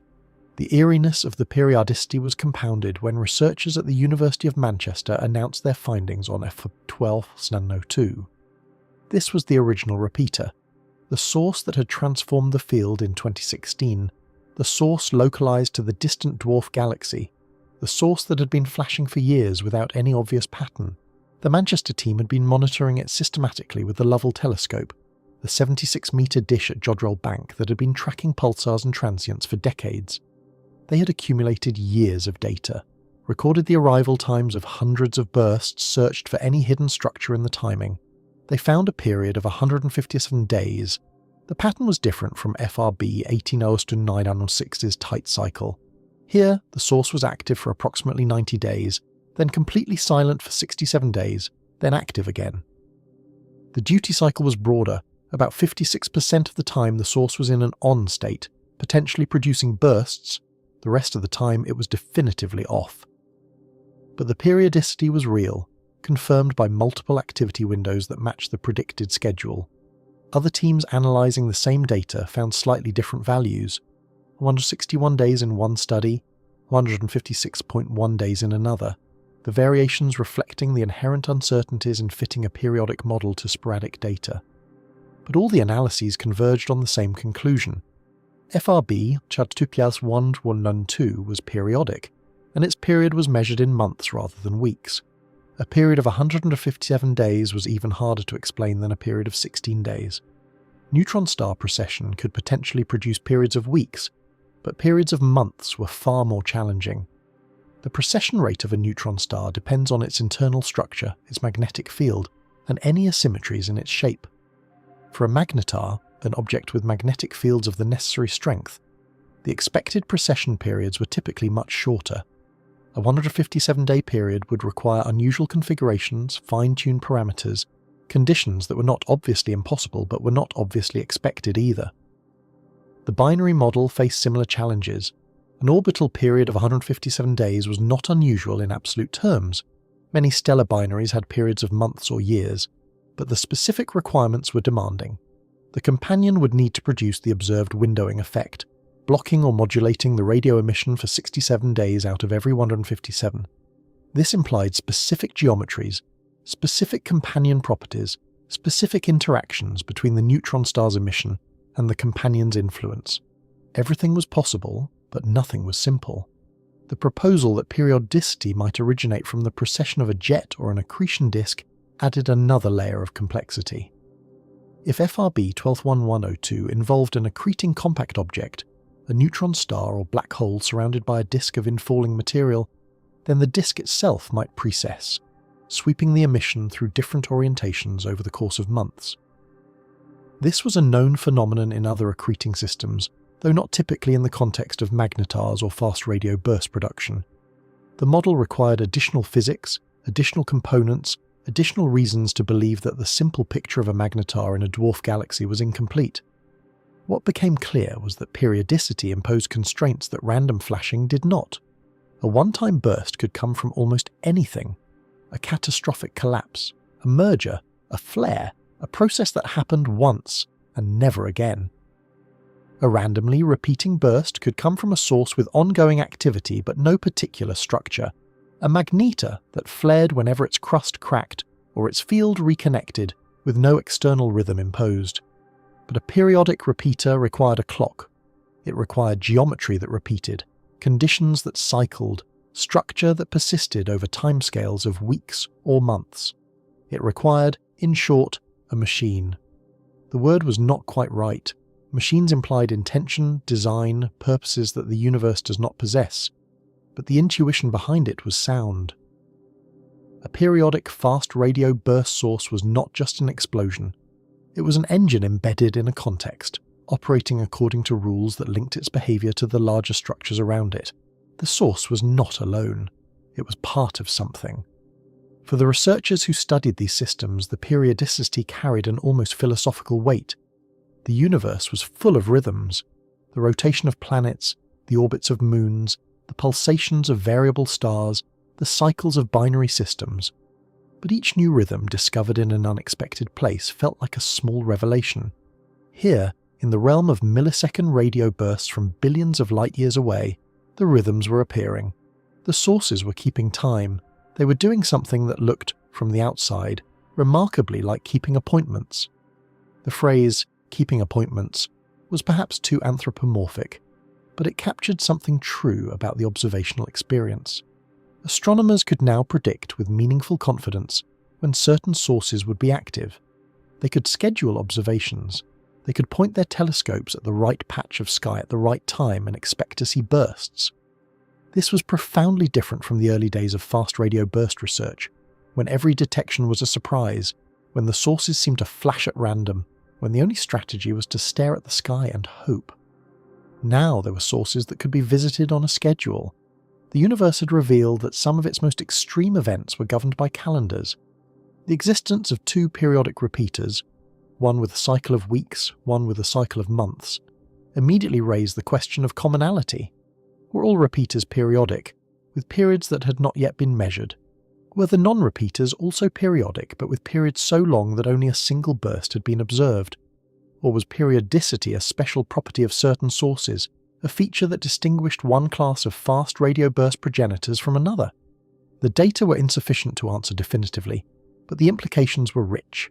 If periodicity was common, it suggested that most fast radio burst sources existed within systems, governed by orbital or precessional dynamics, structured rather than isolated. If periodicity was rare, it suggested multiple populations, some sources simple and chaotic, others complex and rhythmic. Either way, the field had acquired a new dimension. Time itself, not just energy or frequency or dispersion, had become a variable of interest. The search for additional periodic repeaters intensified. CHIME's continuous monitoring was ideally suited to the task. The telescope saw most of the northern sky every day, accumulating the long baselines of observation necessary to detect periods of weeks or months. ASCAP contributed from the southern hemisphere. The Lovell telescope continued its campaigns. Worldwide, the observational apparatus of fast radio burst astronomy oriented itself toward a new goal, not just detecting bursts, but detecting patterns in bursts, rhythms in the chaos, clocks in the explosions. Meanwhile, a different campaign was reaching maturity, the effort to catch bursts in real time and localize them to their host galaxies. The localization of FRB 121102 in 2017 had been a watershed, but it had also been slow, expensive, and dependent on the fortunate circumstance of a repeating source. The dwarf galaxy identification had taken months of follow-up observations with the Very Large Array, intensive campaigns of radio interferometry, precise measurements of position accumulated over many bursts. For non-repeating sources, the majority of detected fast radio bursts, this approach was impossible. A source that flashed once and vanished could not be localized by repeated observation. It had to be caught in the act, pinned to its position in a single detection, before it disappeared forever. This was the challenge that ASCAP's craft survey was designed to meet. The commensal, real-time ASCAP Fast Transient Survey operated in a mode optimized for localization. When a burst was detected, the array's multiple dishes provided enough baseline coverage to determine the position with arcsecond precision. A tiny patch of sky, small enough that a single galaxy could usually be identified as the host. The detection and localization happened simultaneously, in real time, without requiring the source to repeat. For the first time, non-repeating fast radio bursts could be assigned addresses. By the time the survey results were compiled, Craft had discovered 43 fast radio bursts, with 16 localized to arc-second precision. Of these, host galaxies had been identified and characterized for 11. The sample was small by the standards of cosmological surveys, 11 galaxies, a handful of data points. But it was transformative by the standards of a field that had spent years struggling to localize even a single source. The diversity of the hosts was immediately striking. There were spiral galaxies like the Milky Way, massive disks of stars with ongoing formation, and abundant neutron stars. There were elliptical galaxies, old and quiescent, their star formation long since ceased. There were dwarf galaxies, small and faint, irregular in shape. There were galaxies at various redshifts, from the relatively nearby to the deeply distant. The median redshift of the characterized hosts was 0.23, roughly 3 billion light-years, a substantial cosmological distance, far enough that the light had been travelling since before the Earth existed. Kshitij Agarwal, working on the statistical challenge of associating transients with hosts, developed a framework called PATH, the probabilistic association of transients to their hosts. The challenge was not trivial. A burst localized to an arcsecond might have multiple galaxies in the error box, especially at faint magnitudes where the sky becomes crowded. Which galaxy was the actual host? Path used Bayesian methods to assign probabilities, weighting the likelihood of association by galaxy properties, redshift consistency, and angular separation. The framework achieved posterior probabilities above 90% for well-localized bursts, providing confidence that the identifications were real rather than coincidental alignments. Alexandra Mannings led Hubble Space Telescope imaging programs targeting the localized hosts. The observations, conducted between 2019 and 2020, used wide-field cameras with infrared and ultraviolet channels to characterize the stellar populations, star formation rates, and morphologies of the host galaxies. The Hubble images revealed the environments where fast radio bursts originated, not just the galaxies themselves, but the locations within the galaxies, the offsets from galactic centers, the association or lack of association with spiral arms or star-forming regions. The results defied simple categorization. Fast radio bursts were not preferentially associated with one type of galaxy. They appeared in spirals and ellipticals, in dwarfs and giants, in galaxies forming stars vigorously and galaxies forming no stars at all. The environments were diverse, some bursts near galactic centers, others in outskirts, some aligned with star-forming regions, others apparently isolated. If there was a unifying pattern, it was not obvious from the host galaxy properties. This diversity was deeply significant for the theoretical models. If all fast radio bursts came from a single type of progenitor, that progenitor should show some preference in its environments. Magnetaires, for instance, were expected to form primarily in galaxies with active star formation, because they originated from the core collapse supernovae of massive stars. A sample dominated by magnetar-produced bursts should show a corresponding dominance of star-forming hosts, but the presence of fast radio bursts in quiescent elliptical galaxies, old galaxies where massive stars had not formed in billions of years, suggested either that some bursts came from very old neutron stars, which had been born when the galaxy was still forming stars and had survived to the present, or that some bursts came from something other than young magnetars entirely. The dwarf galaxy that hosted FRB 12102 had suggested a particular type of environment, extreme, metal-poor, intensely star-forming. But the growing census of hosts showed that this was not typical.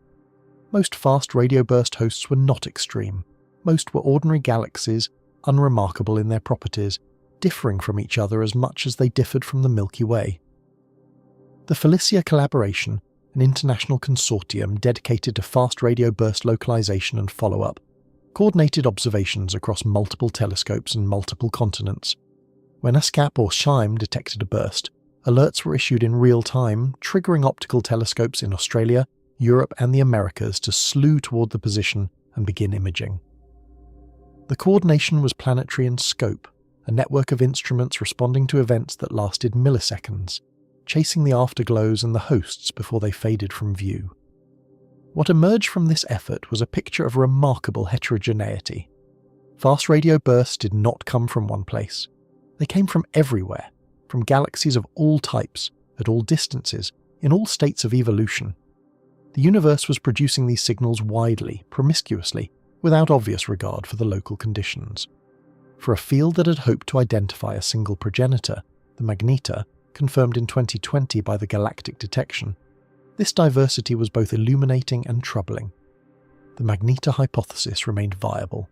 Magnetars existed in all types of galaxies, though in different abundances. Old neutron stars with strong magnetic fields could persist for billions of years, long after their host galaxies had ceased forming new ones.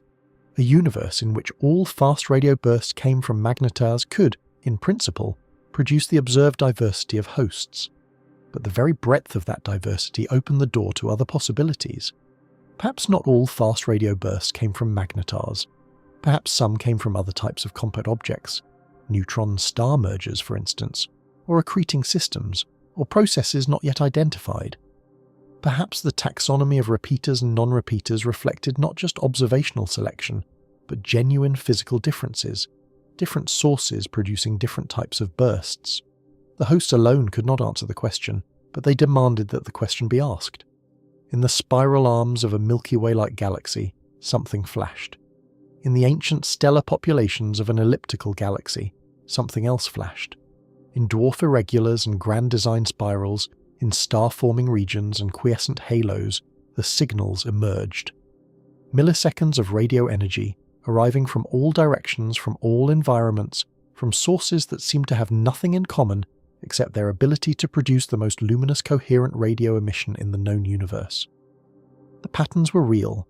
The periodicities of FRB 1809 fascinate and FRB 121112, the calendars of the repeaters, the clocks inside the sources, and the diversity was real.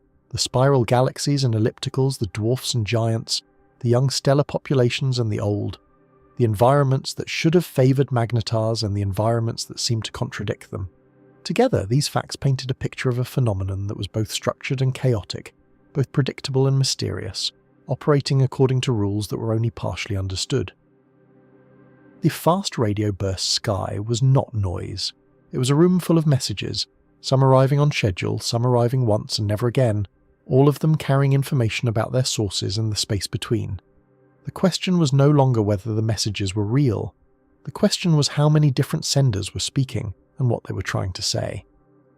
And yet, just as the field began to converge on something like consensus, magnetars as the probable engine, periodicity as a structural feature, host diversity as a tractable complication, the sky contradicted it. This is the nature of discovery at the frontier. Every answer reveals new questions, every pattern dissolves into exceptions, every theory robust enough to explain the known phenomena encounters the next observation that refuses to fit. Fast radio bursts had done this from the beginning, from the moment Duncan Lorimer and David Narkovich found a signal in archival data that should not have existed, that violated every expectation about the quiet radio sky. Now, 2 decades into the hunt, with hundreds of bursts detected and dozens of sources identified, the contradictions had only multiplied. The anomalies had names, the anomalies had coordinates, and the anomalies were accumulating faster than the theories could accommodate them. Consider the matter of temporal structure, the fine-grained architecture within individual bursts. When the early detections were made at Parkes and Arecibo, the time resolution was measured in milliseconds. A burst arrived, it was bright, it was dispersed, and it ended. The millisecond timescale itself was astonishing, implying source regions no larger than a few hundred kilometers. But as the instruments improved, as the sampling rates increased and the backends grew more sophisticated, the bursts revealed structure within structure, patterns nested inside patterns, like opening a box to find smaller boxes within. FRB 120102, the first repeater, became the most intensively studied source in the sky, and what that study revealed was unsettling. The bursts from FRB 121102 showed temporal structure below 30 microseconds, subcomponents arriving in rapid succession, each one distinct, each one implying a source region far smaller than the standard magnetar models predicted. 30 microseconds of light travel time corresponds to roughly 9 kilometers. The emission regions were not just compact, they were impossibly compact, smaller than the neutron stars that were supposed to be producing them. A neutron star is roughly 20 kilometers in diameter. An emission region smaller than the star itself implied that the radio waves were not coming from the entire magnetosphere, not from the whole surface, but from localized patches, tiny active zones that flickered on and off faster than the eye could follow, faster than most instruments could resolve. This was not a contradiction of the magnetar hypothesis in itself. Magnetars were known to have complex structured magnetospheres, with regions of intense activity concentrated near the magnetic poles or along particular field lines. But the sub-microsecond structure pushed the models to their limits. Whatever was producing these bursts was operating at scales and timescales that demanded precision engineering, coherent emission from volumes smaller than a city block, switching on and off in intervals shorter than the blink of a hummingbird's wing. And then there was the polarization. Radio waves, like all electromagnetic radiation, oscillate in particular orientations as they travel through space. The polarization of a signal carries information about the magnetic field geometry of the source and the medium through which the signal has passed. When FRB 121112 was observed with sufficient sensitivity and time resolution, its polarization properties proved extraordinary. The bursts were almost 100% linearly polarized. The oscillations aligned in a single plane with remarkable purity. This degree of polarization implied a highly ordered magnetic field at the source, a geometry that was not chaotic or turbulent, but structured, coherent, maintained across the tiny emission region for the duration of each burst. But the most striking feature was the Faraday rotation measure, the degree to which the plane of polarization had been rotated by passage through magnetized plasma between the source and Earth. Faraday rotation is a diagnostic tool, a way of measuring the magnetic field strength and electron density along the line of sight. For most astronomical sources, the rotation measure is modest, a few tens or hundreds of radians per square meter. For FRB 12.2, the rotation measure was extraordinary, values exceeding 100,000 radians per square meter in the source frame, higher than almost any other astrophysical measurement on record. Such extreme rotation measures had been observed in only one other context, in the vicinities of massive black holes. The supermassive black hole at the centre of the Milky Way, Sagittarius A, sits within a bath of magnetized plasma that produces high rotation measures in background radio sources passing behind it. The rotation measures observed in FRB 12.112 suggested that the source lived in a similarly extreme environment, near a massive black hole perhaps, or embedded within the expanding shell of a young supernova remnant, surrounded by dense magnetized plasma that twisted the polarization of each burst as it escaped into intergalactic space. And the rotation measure was not constant. Observations separated by 7 months showed variation, the rotation measure dropping from approximately 1.46 times 10 to the 5th radians per square meter to approximately 1.33 times 10 to the 5th radians per square meter. The environment was not static. The magnetized plasma was evolving, changing on timescales of months, perhaps responding to the activity of a nearby black hole or the expansion of a supernova remnant. Whatever surrounded FRB 12.112, it was dynamic, violent, dense beyond ordinary astrophysical experience. This presented a puzzle within a puzzle. The host galaxy of FRB 12.112 was a faint low metallicity dwarf located at a redshift of 193, approximately 3 billion light-years distant. The source was associated with a bright star-forming region, an environment where young, massive stars were being born and dying in rapid succession, where supernova explosions were common and the interstellar medium was turbulent and enriched with heavy elements. But this environment also seemed inconsistent with certain magnetar formation scenarios. Young magnetars were supposed to form from the most massive stars in the most metal-poor environments, where the stellar winds were weaker and more mass was retained until core collapse. The star-forming region in the dwarf host suggested youth and activity, but the details did not align cleanly with any single formation channel. And then there was the persistent radio source, a steady, unflickering radio emission coincident with the position of FRB 12.112, distinct from the bursts themselves. This persistent emission was consistent with a compact nebula, perhaps a magnetar wind nebula or the expanding ejecta of a supernova, but it added another layer of complexity. The source was not just a magnetar in isolation. It was a magnetar embedded within a complex evolving environment, interacting with its surroundings in ways that left traces in the persistent emission and the Faraday rotation. The researchers who documented these anomalies did so with a mixture of excitement and frustration. Daniele Micili and Jason Hessels, working with collaborators across Europe and North America, published the polarization and rotation measurements in a series of papers that became touchstones for the field. Their observations confirmed that FRB 12.112 was not a simple object. It was a system, a magnetar perhaps, but a magnetar in an environment so extreme that it reshaped the very signals it produced, encoding information about its surroundings in the twist of every polarization plane. And FRB 12.112 was not alone in its strangeness. As the detection rate climbed, as CHIME and ASCAP and other instruments filled the catalogues with new sources, the anomalies multiplied.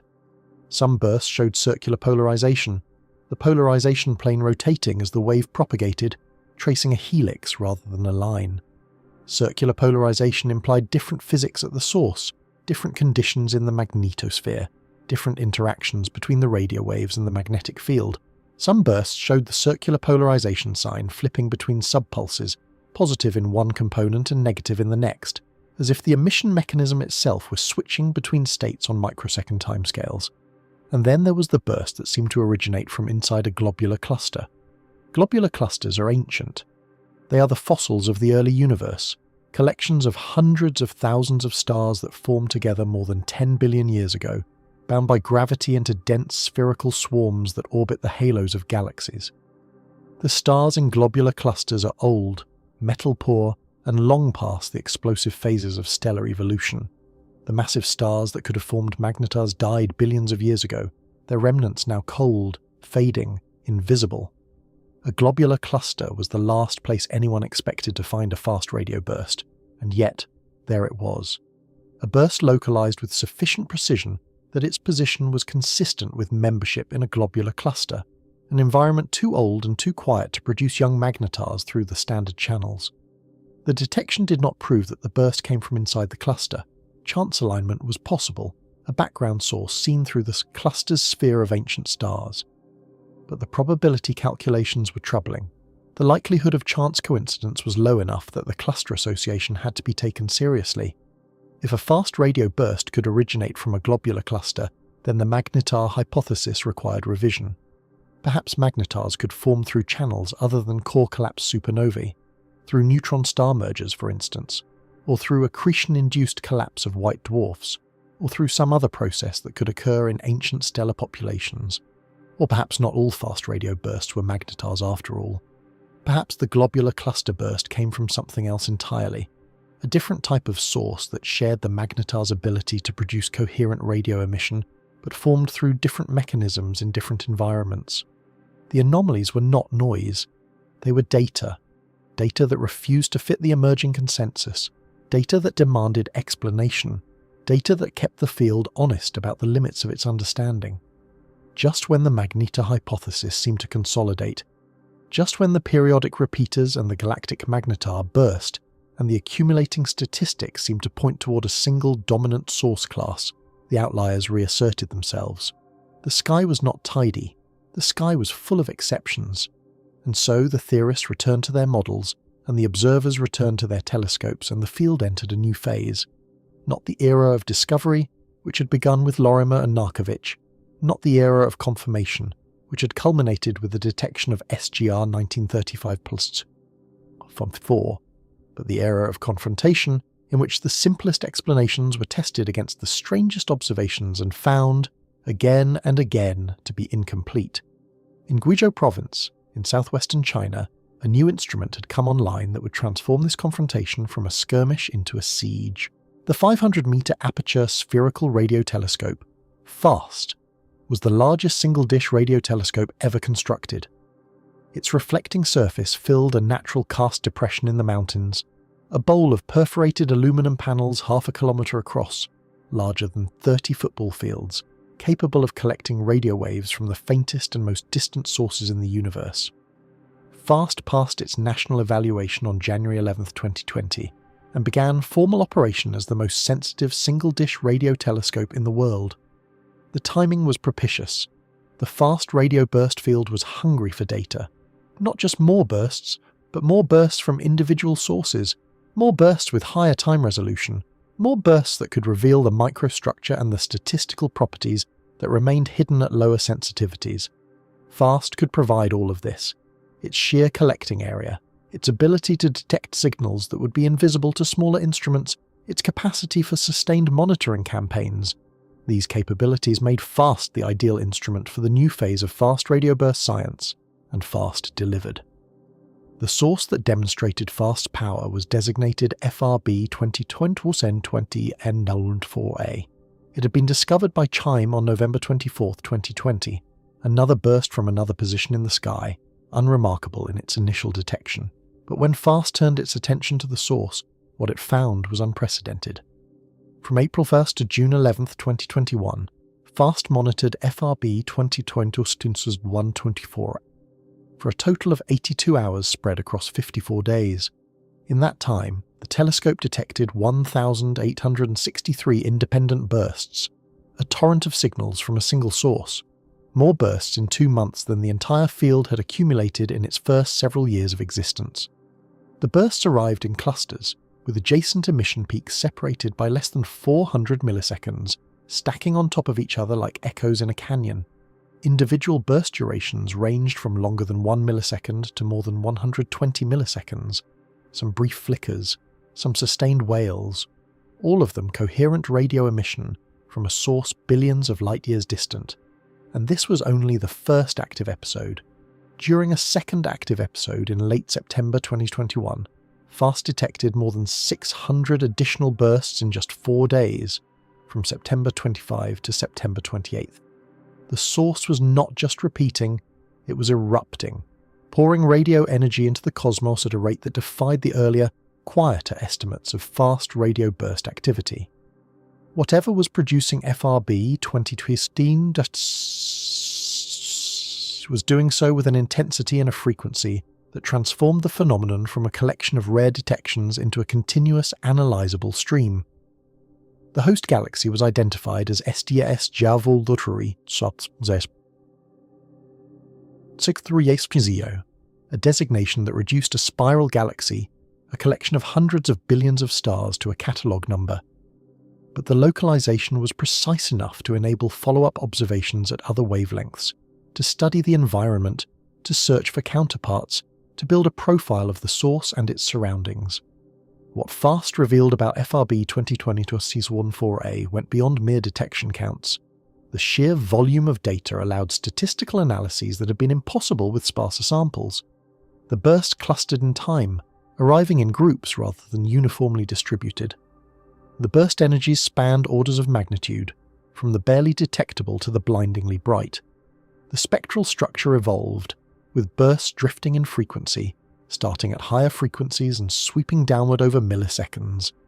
The same dispersion signature that Lorimer had identified in the original 2001 detection, but now resolvable in exquisite detail, now measurable across thousands of individual events.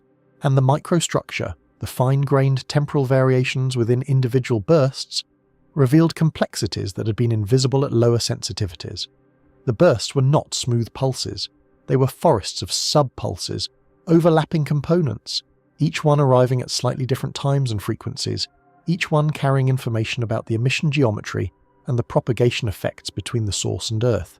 FAST's observations of FRB 2020-124A marked a transition from an era of data scarcity, in which every burst was precious and every detection a hard-won prize, to an era of data abundance, in which the challenge was no longer finding bursts but understanding them. The flood of signals demanded new analytical techniques, new statistical methods, new ways of extracting patterns from noise.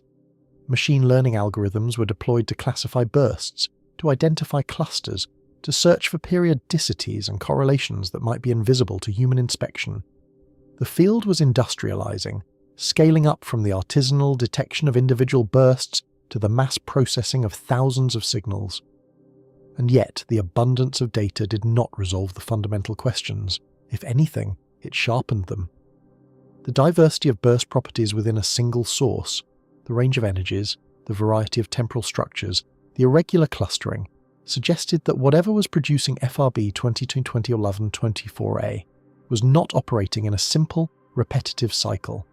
The source was active, dynamic, variable, responding to conditions that changed on timescales of seconds to months. A magnetar could produce such variability. Magnetars were known to be erratic, their activity driven by complex internal dynamics and interactions with their environments.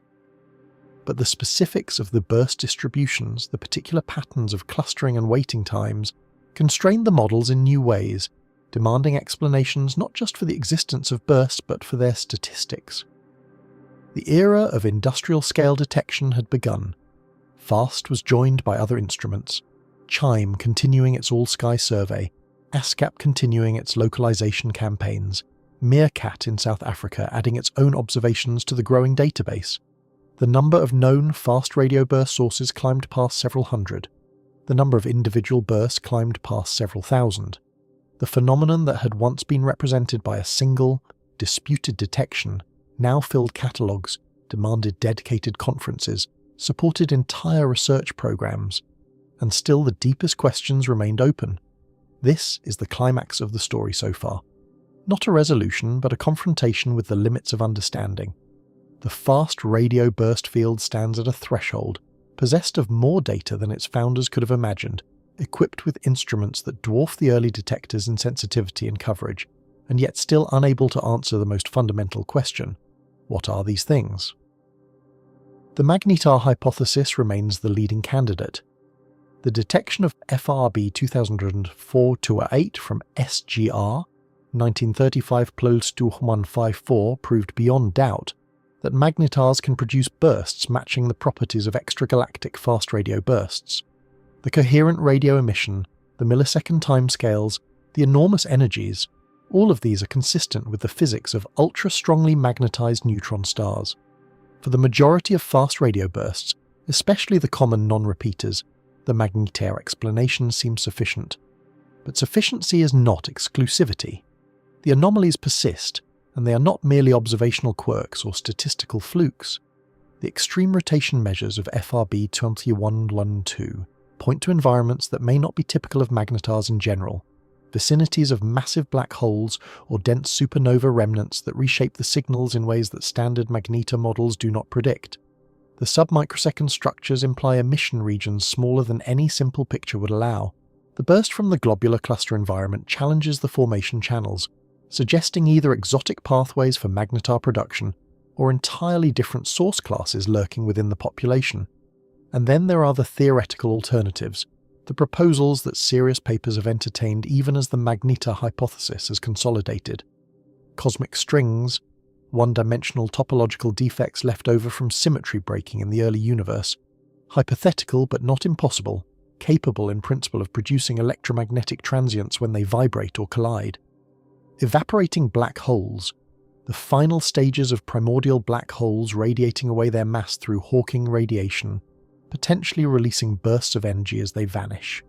Alien megastructures, a proposal made half seriously and half provocatively, suggesting that the organized patterns of some fast radio bursts might be the signatures of extraterrestrial civilizations, signaling across intergalactic distances for purposes unknown. None of these alternatives have been disproved. The cosmic string models predict specific polarization properties and burst statistics that remain consistent with at least some observations.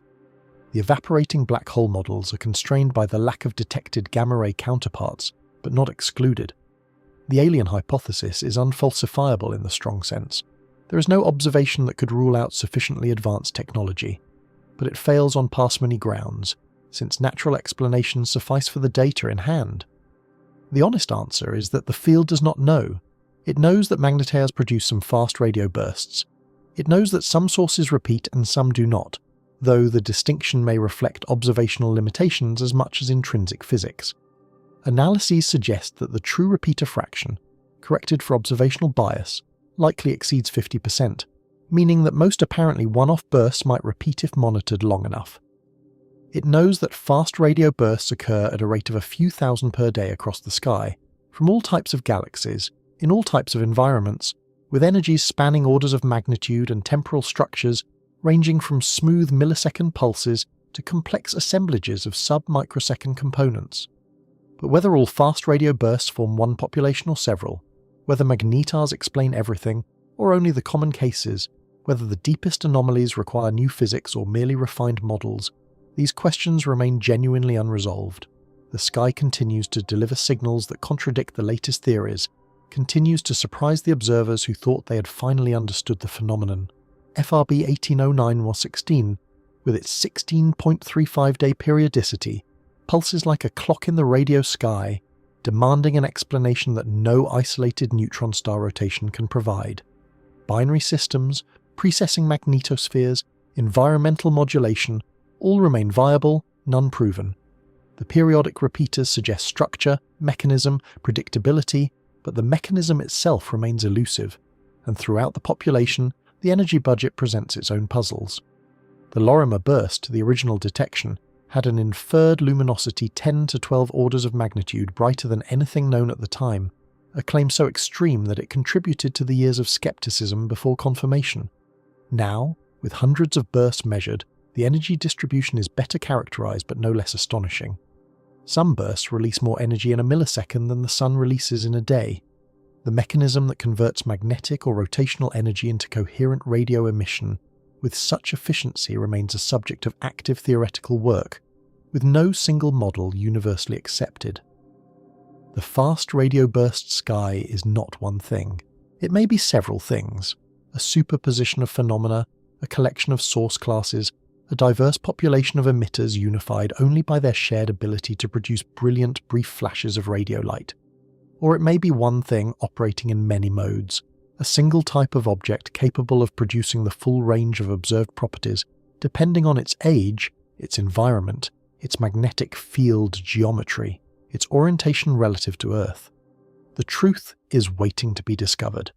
It may come from the next anomaly, the burst that breaks every model definitively, that forces a paradigm shift, that reveals a new category of cosmic phenomenon. Or it may come from the patient accumulation of statistics, the gradual refinement of the magnetar picture until it accounts for all the data without contradiction. Or it may come from a theoretical insight, a connection to physics not yet considered, a unification of the fast radio burst phenomenon with something else entirely. For now, the researchers continue their work. They monitor the repeaters, waiting for the next active window, the next storm of bursts. They localize the one-offs, chasing host galaxies across cosmological distances. They refine their instruments, building more sensitive receivers and faster backends. They analyze the data floods from FAST and CHIME and ASCAP, searching for patterns in the statistics, correlations in the properties, signals in the noise. And they watch the sky, the same sky that Duncan Lorimer and David Narkovic watched in 2007, the same sky that Thornton and Spittler and Chatterjee watched in the years that followed, the same sky that every generation of astronomers has watched since humanity first looked up and wondered what the lights meant. The sky is full of messages. Some arrive on schedule, some arrive without warning, all of them carrying information about sources we cannot see and distances we can barely comprehend. The room is full of speakers. The question is how many of them are speaking the same language and what they are trying to say. And yet, for all the mystery that still surrounds their origins, fast radio bursts have already begun to answer questions that have nothing to do with the objects that produce them. This is the quiet revolution that has unfolded alongside the hunt for source mechanisms, a revolution in which the signals themselves, whatever they are, have become instruments of measurement. The cosmos has handed us a set of rulers we did not design, probes we did not build, and we are only beginning to understand how to read them. Consider the journey of a single photon, a single quantum of radio energy, released from a source 3 billion light-years away. In the instant of its birth, it carries the imprint of its origin, the frequency at which it was emitted, the polarization angle determined by the magnetic field threading through the emission region, the precise moment of its creation. But as it leaves its source and enters the vast emptiness between galaxies, it begins to acquire new information, new signatures, new distortions that encode the properties of everything it passes through. The intergalactic medium is not truly empty. It is a thin plasma, a diffuse fog of ionized hydrogen and helium left over from the early universe, enriched here and there by material blown out of galaxies in supernova-driven winds and the jets of active galactic nuclei. This plasma is almost inconceivably sparse, a handful of particles per cubic meter across most of the cosmic volume, less dense than the best laboratory vacuums humanity has ever achieved. And yet it is there, pervading the space between galaxies, filling the cosmic web with a substrate that affects every photon that passes through it. When our radio photon encounters this plasma, something subtle but measurable happens. The free electrons in the intergalactic medium interact with electromagnetic radiation in a frequency-dependent way. Higher frequency photons pass through with minimal delay. Lower frequency photons are slowed ever so slightly by their encounters with electrons. Across cosmological distances, across billions of light-years of travel through this tenuous plasma, these tiny delays accumulate. By the time the signal reaches Earth, its different frequency components have been spread out in time, the high frequencies arriving first, the low frequencies following milliseconds or even seconds later, depending on how much plasma the signal has traversed. This is the dispersion measure, the integrated column density of free electrons along the line of sight, encoding in the time delay between frequencies a direct measurement of how much ionized matter lies between the source and the observer. For fast radio bursts originating beyond our galaxy, the dispersion measure is dominated by the intergalactic contribution, the electrons scattered through the cosmic web, the baryons that have puzzled cosmologists for decades. The missing baryon problem had haunted cosmology since the late 20th century. Standard models of Big Bang nucleosynthesis made clear predictions about the total amount of ordinary matter in the universe: protons, neutrons, the stuff that makes up stars and planets and human beings. These predictions were confirmed by independent measurements of the cosmic microwave background radiation, the afterglow of the Big Bang itself. And yet, when astronomers counted up all the baryons they could actually see, in stars, in galaxies, in the hot gas within galaxy clusters, in the cool clouds between stars, the numbers fell short. Roughly half of the expected baryons were missing, unaccounted for, invisible to every observational technique then available. The leading hypothesis was that these missing baryons existed in a warm-hot phase of the intergalactic medium, too cool to emit detectable X-rays, too diffuse to absorb enough background light to reveal themselves in absorption studies. But direct detection remained elusive. The baryons were there in theory, but where was the proof? Jean-Pierre Macquart understood that fast radio bursts could provide the answer.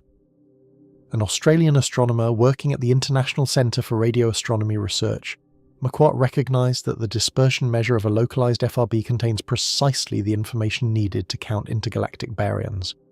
If you know the redshift of the host galaxy, its cosmological distance determined through optical spectroscopy, and you measure the dispersion accumulated by the burst along its journey to Earth, you can calculate the average electron density of the intergalactic medium. You can weigh the cosmic web. The relationship is elegant in its simplicity. For bursts originating at greater redshifts, the signal travels through more intergalactic medium, encountering more electrons, accumulating more dispersion. The relationship between redshift and dispersion measure should be linear, with a slope determined by the cosmic baryon density. Plot one against the other for a sample of localized FRBs, fit a line through the points, and you can read off the baryon content of the universe directly from the data. In 2020, Macquart and his collaborators published the definitive test. Using 5 fast radio bursts localized by ASCAP and other instruments, 5 signals from 5 different host galaxies at 5 different redshifts, they plotted dispersion measure against distance and found exactly what the theory predicted. The points fell along a line, scattered slightly by local variations in baryon density but conforming unmistakably to the expected trend. The slope of this line, now called the Macquart relation, yielded a cosmic baryon density of omega sub b equals 0.051, with uncertainties of about 2% on either side at 95% confidence. The number matched. It matched the predictions from Big Bang nucleosynthesis. It matched the independent measurements from the cosmic microwave background. The missing baryons were not missing at all. They were exactly where theory predicted, diffused through the intergalactic medium, invisible to every other observational technique but revealed at last by the dispersion of fast radio bursts.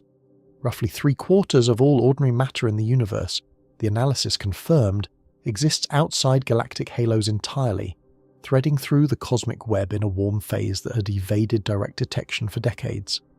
Fast radio bursts had solved a fundamental problem in cosmology, not through understanding their origins, not through identifying their source mechanisms, but simply by existing, by providing a measurement tool that no other phenomenon could offer, and this was only the beginning. The Macquart relation does more than count baryons. Its slope depends on the product of several cosmological parameters: the baryon density, the Hubble constant, and the fraction of baryons in diffuse ionized gas. If the baryon density is known from other measurements, and the ionization fraction can be modelled, then the Hubble constant can be extracted from fast radio burst data independently. A new rung on the cosmic distance ladder, completely independent of the traditional methods that have produced one of cosmology's most frustrating discrepancies. The Hubble tension, as it has come to be called, emerged from a disagreement between 2 ways of measuring the expansion rate of the universe. Measurements based on the cosmic microwave background and the early universe consistently yield a Hubble constant of around 67 km per second per megaparsec. Measurements based on supernovae and the local distance ladder consistently yield values around 73. The discrepancy is statistically significant, too large to attribute to measurement error alone, and no one knows which number is correct, or whether some new physics might reconcile the two. Fast radio bursts offer a third approach. Using 16 FRBs localized by ASCAP plus 60 additional unlocalized bursts with statistical distance estimates, researchers calculated a Hubble constant of 73 km per second per megaparsec, with uncertainties spanning from about 65 to 85 at the 95% confidence level. The central value agrees with the local measurements, though the error bars are still large enough to accommodate either answer. But the method is young. As more bursts are localized, as the sample grows from dozens to hundreds to thousands, the uncertainties will shrink. Fast radio bursts may ultimately weigh in decisively on one of modern cosmology's most contentious debates, and the measurements go deeper still. The dispersion measure encodes total electron column density, but the Faraday rotation measure encodes the magnetic field strength along the line of sight. By measuring both, by tracking how the burst polarization angle rotates as a function of frequency and how its arrival time disperses, astronomers can probe the magnetic properties of the intergalactic medium, the threads of magnetism woven through the cosmic web. These fields are weak, thousandths or millionths of a microgauss, far too faint to detect by any other means. But fast radio bursts illuminate them as they pass, their polarization angles twisted by encounters with magnetized plasma across cosmological distances. Galaxy clusters, the largest gravitationally bound structures in the universe, become visible through this effect. When a fast radio burst passes through or near a cluster, the additional electrons in the intracluster medium boost the dispersion measure above the expected value from the intergalactic medium alone. The excess can be measured, the cluster contribution extracted, the electron density of these massive structures probed directly. Bursts that pass through foreground galaxies acquire additional dispersion and rotation from the interstellar medium of those intervening systems, allowing astronomers to study galaxies that emit no detectable light at all, visible only through their imprint on passing signals. And then there are the tests of fundamental physics. The dispersion measure depends on photon mass, or rather it depends on the assumption that photons are massless.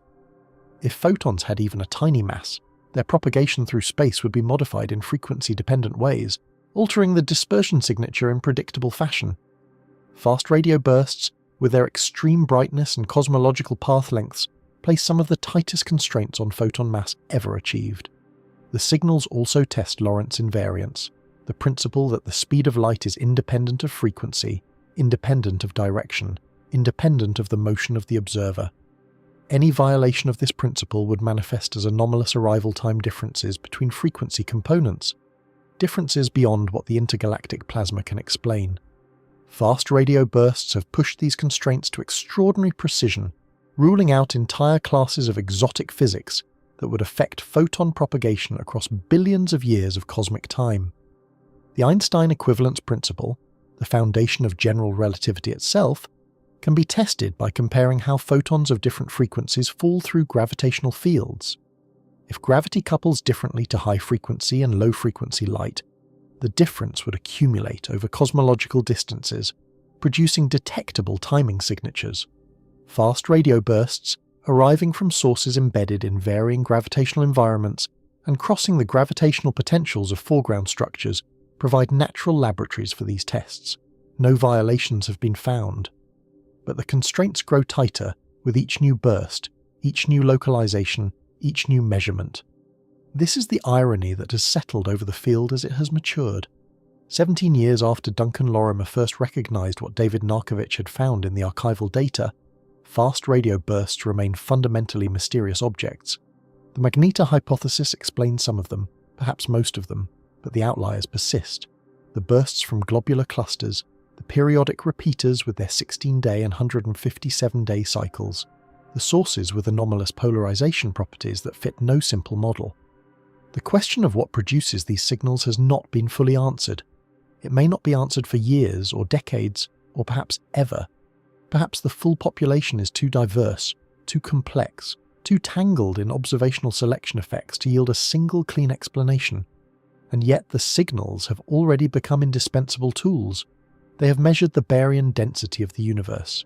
They have probed the magnetic fields of the cosmic web. They have constrained the mass of the photon, tested Lorentz invariance, examined the equivalence principle across distances that no terrestrial experiment could ever span. They have mapped the distribution of matter in the foreground universe, illuminated the halos of intervening galaxies, revealed the structure of the intergalactic medium with unprecedented directness. Fast radio bursts have become cosmic rulers, cosmic magnetometers, cosmic laboratories for fundamental physics, regardless of whether we ever learn what creates them. The instrument makers continue their work. Across the planet, in remote valleys and on isolated plains, radio telescopes of ever-increasing sensitivity train their receivers on the sky. CHIME in British Columbia captures thousands of bursts per year, its fixed reflectors scanning the northern sky as the Earth rotates beneath them. ASCAP in Western Australia localises dozens of events to their host galaxies. Its phased array feeds providing the precision needed for cosmological measurements. FAST in Guizhou, the largest single-dish telescope ever built, records bursts with sensitivities no other instrument can match, its 500-metre aperture gathering photons from the faintest sources at the edge of detectability. And the next generation is already being designed. The square-kilometre array, when completed, will dwarf every existing radio telescope in collecting area and sensitivity. It will detect fast radio bursts by the tens of thousands, localise them with milliarc-second precision, probe the intergalactic medium to redshifts that current instruments cannot reach. The measurements that now require years of patient accumulation, the Hubble constant from dozens of bursts, the baryon density from a handful of localizations, will become routine, produced by the week, refined to precisions that no other technique can match. But all of this assumes that the sky continues to deliver its signals, and that, at least, seems certain. The detection rate alone staggers the imagination. CHIME, in its first full year of operation, detected 536 bursts, an average of more than one per day from a single telescope covering only a fraction of the sky. Statistical analyses suggest that bright fast radio bursts occur at a rate of roughly 800 per day across the entire celestial sphere. When fainter events are included, the rate rises to thousands. One estimate places the occurrence of detectable fast radio bursts at roughly once per minute, somewhere on the sky. A continuous drumbeat of millisecond signals arriving from all directions, from sources scattered across cosmological distances, from events we will mostly never witness because our telescopes cannot see everywhere at once. Less than 100 fast radio burst sources have been discovered in the nearly 2 decades since the Lorimer burst, but this is an artifact of limited sky coverage, not limited cosmic occurrence. The signals are there. They have always been there. The radio sky is alive with them, has been alive with them since long before any human being pointed a dish at the heavens and listened. We are not detecting rare events. We are sampling a continuous flux, dipping our instruments into a river of signals that flows without pause, that has flowed for billions of years, that will continue to flow long after every telescope we have built has crumbled to dust. Think of what each signal represents. A millisecond of emission, a city-sized object releasing as much energy as the sun produces in 3 days. A coherent burst of radio light so bright that it can be detected across half the observable universe. The photons arrive at Earth carrying dispersion measures that encode the electron content of the intergalactic medium. Faraday rotation, measures that encode the magnetic field threading through the cosmic web. Timing signatures that encode the physics of photon propagation itself. Each burst is a message, not a deliberate transmission, not a communication, but an imprint, a signature, an encoding of everything the signal has passed through on its journey across cosmic time, and the vast majority of these messages will never be read. The signals arrive and pass through our planet, detectable in principle but unobserved in practice, their information content lost forever because no instrument happened to be pointed in the right direction at the right moment. The sky is full of speakers, and we are a species just learning to listen. The room is full of messages. This was the metaphor that guided the discovery, that animated the years of searching, that drove the construction of increasingly sensitive instruments. But the metaphor has deepened with every passing year, every new detection, every new anomaly that refuses easy explanation. The messages are real, physically real, encoded in the dispersion of frequencies and the rotation of polarization angles and the precise timing of arrival at receivers across the planet. They carry information about sources we cannot see, about media we cannot touch, about physics we can only test indirectly through careful analysis of these fleeting signals.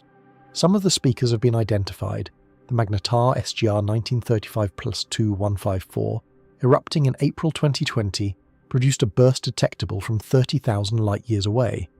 The first fast radio burst from within our own galaxy. The first direct confirmation that magnetars can and do produce these signals.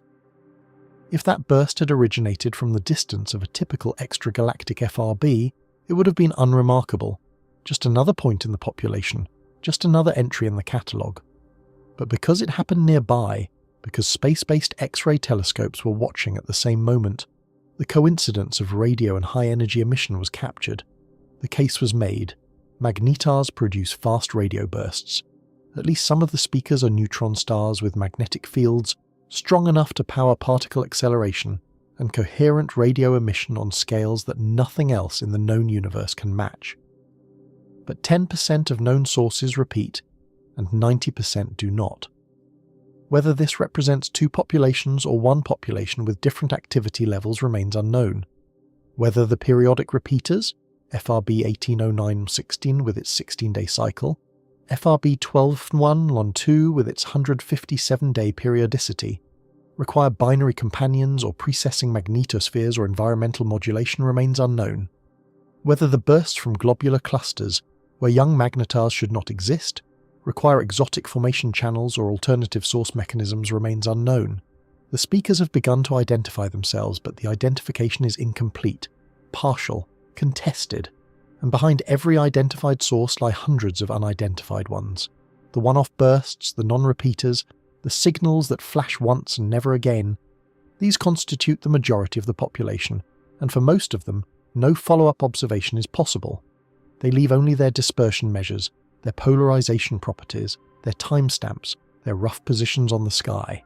They contribute to the statistics but not to the source physics. They are voices that spoke once and fell silent, leaving only the faintest trace that they existed at all. This is the posture that the field has come to accept, not as a failure, but as a condition of the inquiry itself. Science is the practice of learning to listen more carefully. It is the building of better ears, the refinement of techniques, the patient accumulation of data in the face of phenomena that resist easy comprehension. The sky does not owe us explanations. It delivers signals on its own schedule, according to physics we are still discovering, from sources whose nature we may never fully understand. The practice of astronomy is the practice of receiving these signals with humility, of extracting what information they carry, of admitting when the answers elude us. The researchers continue their work. At Parkes, the dish that started everything still points at the sky, still listens for the swept signatures that Duncan Lorimer first recognised in archival data from 2001. At Greenbank, at Arecibo's successor facilities, at radio observatories scattered across every continent, astronomers train their receivers on known repeaters, waiting for the next active window, the next opportunity to capture high-time resolution data, the next chance to probe the microsecond structure that might finally reveal the emission mechanism. The monitors run continuously. The backends record at rates that would have seemed impossible a decade ago. The data flows into analysis pipelines designed to catch the faintest, briefest, most ephemeral signals that the universe produces, and the universe keeps producing them. Every minute, somewhere on the sky, a fast radio burst arrives, a millisecond flash from a source billions of light-years away, carrying information about every electron and every magnetic field it encountered during its journey across cosmic time. Most of these bursts are never detected. They arrive and pass, their information content radiating past our planet and out into the void beyond. But some are caught, some are recorded, some are analysed and catalogued and added to the growing census of signals that humanity has learned to hear. The sky is not silent. It was never silent. For as long as radio telescopes have existed, the signals have been arriving, have always been arriving, from sources we did not know to look for, carrying messages we did not know how to read. The Lorimer burst sat in the Parkes archive for 6 years before anyone noticed it. How many others passed by before then? How many signals from how many sources crossed the planet and were lost, because no instrument was recording, no algorithm was searching, no human mind was prepared to recognize what the data contained? The discovery of fast radio bursts changed the way astronomers think about the radio sky. Before 2007, the sky was assumed to be quiet on millisecond timescales. A stable background of pulsars and quasars and radio galaxies, punctuated by rare transients that could be identified and catalogued. After 2007, the sky revealed itself to be alive with signals that had simply never been noticed. The background was not stable. It was flickering, flashing, pulsing with bursts from billions of light years away, a continuous rain of millisecond events that had passed undetected for the entire history of radio astronomy. This is perhaps the deepest lesson of the fast radio burst phenomenon. The universe contains phenomena we have not yet learned to observe. The sky contains signals we have not yet learned to hear. The instruments we build are matched to the expectations we hold, and when the phenomena exceed those expectations, when the signals are briefer, fainter, more dispersed, more complex than our models predict, they pass by unnoticed, invisible, not because they are hidden, but because we have not yet built the machines to catch them. What else is out there? What other signals permeate the cosmos, waiting for the right instrument, the right algorithm, the right combination of sensitivity and bandwidth and time resolution to reveal their presence? The history of astronomy is littered with accidental discoveries. Pulsars found by Jocelyn Bell Burnell while searching for something else, quasars identified through radio emission that seemed impossibly bright, the cosmic microwave background detected as unexplained noise in a communications antenna. Each discovery opened a window onto phenomena that had existed all along, waiting for someone to notice. Fast radio bursts were waiting for 19 years between emission and discovery. The July 2001 burst from the direction of the Small Magellanic Cloud, less than 5 milliseconds long, 30 Janskis at peak, dispersion measure far beyond anything in the Milky Way, sat in Parkes' archival data until David Narkovich pulled it out in 2007. It had been recorded, it had been stored, but it had not been found, because no one was looking, because the search algorithms did not exist, because the concept of an extragalactic millisecond burst was not yet in anyone's theoretical vocabulary. Now we know, now we look. Now the telescopes scan the sky in real time, flagging candidates within seconds, alerting observers across the planet, enabling follow-up observations at every wavelength from radio through gamma rays. Now the pipelines run continuously, the backends record at terabit rates, the machine learning algorithms sift through petabytes of data searching for the signature sweep of dispersion that marks a signal from beyond the galaxy. Now the instruments are matched to the phenomenon, and the detections flow in, dozens per year, hundreds per year, soon thousands per year as the square kilometre array comes online and the era of industrial scale detection reaches its full scope. But the phenomenon exceeds us still. The outliers accumulate, the anomalies persist. The models that explain most of the population fail to explain all of it, and the exceptions are not minor. They are fundamental, they are challenging, they resist incorporation into any tidy theoretical framework. The sky continues to surprise, the signals continue to arrive. The room full of messages grows more crowded with every passing year, every new detection, every new source that defies the latest expectation. This is the condition of the inquiry. This is the posture of science in the face of the cosmos. We build our instruments, we listen as carefully as we can, we extract what information the signals carry, and we admit when the answers elude us. The universe does not explain itself. It delivers signals, and we do our best to read them. The Lorimer burst, the original detection, arrived from a source we will never identify, a one-off event from a region near the Small Magellanic Cloud, its host galaxy lost among the millions visible in that direction, its source mechanism a matter of speculation and inference rather than direct confirmation. But the signal carried information nonetheless. It carried its dispersion measure, encoding the electron content of the intergalactic medium along that particular line of sight. It carried its polarization properties, encoding the magnetic fields it encountered during its journey. It carried its timestamp, marking the moment when whatever produced it, magneta or merger, or something entirely unknown, released more energy in radio waves than most objects release in years. The signal spoke. We learned to listen. And now, decades later, the sky has revealed itself to be full of such signals, continuous, persistent, arriving from all directions at all times, a chorus of millisecond voices speaking from sources scattered across the observable universe. The room is full of messages. We cannot read them all, we may never read them all, but we are listening, And in the listening, we are learning about baryons and magnetic fields and the structure of the cosmos, about photon mass and Lorentz invariance and the equivalence principle, about the physics of extreme objects and the geometry of the universe itself. The sky is not silent. It is breathing, inhaling with each signal that arrives, exhaling with each burst that passes undetected. And we, with our telescopes and our algorithms and our patient accumulation of data, are learning to hear the rhythm. We are learning to count the breaths.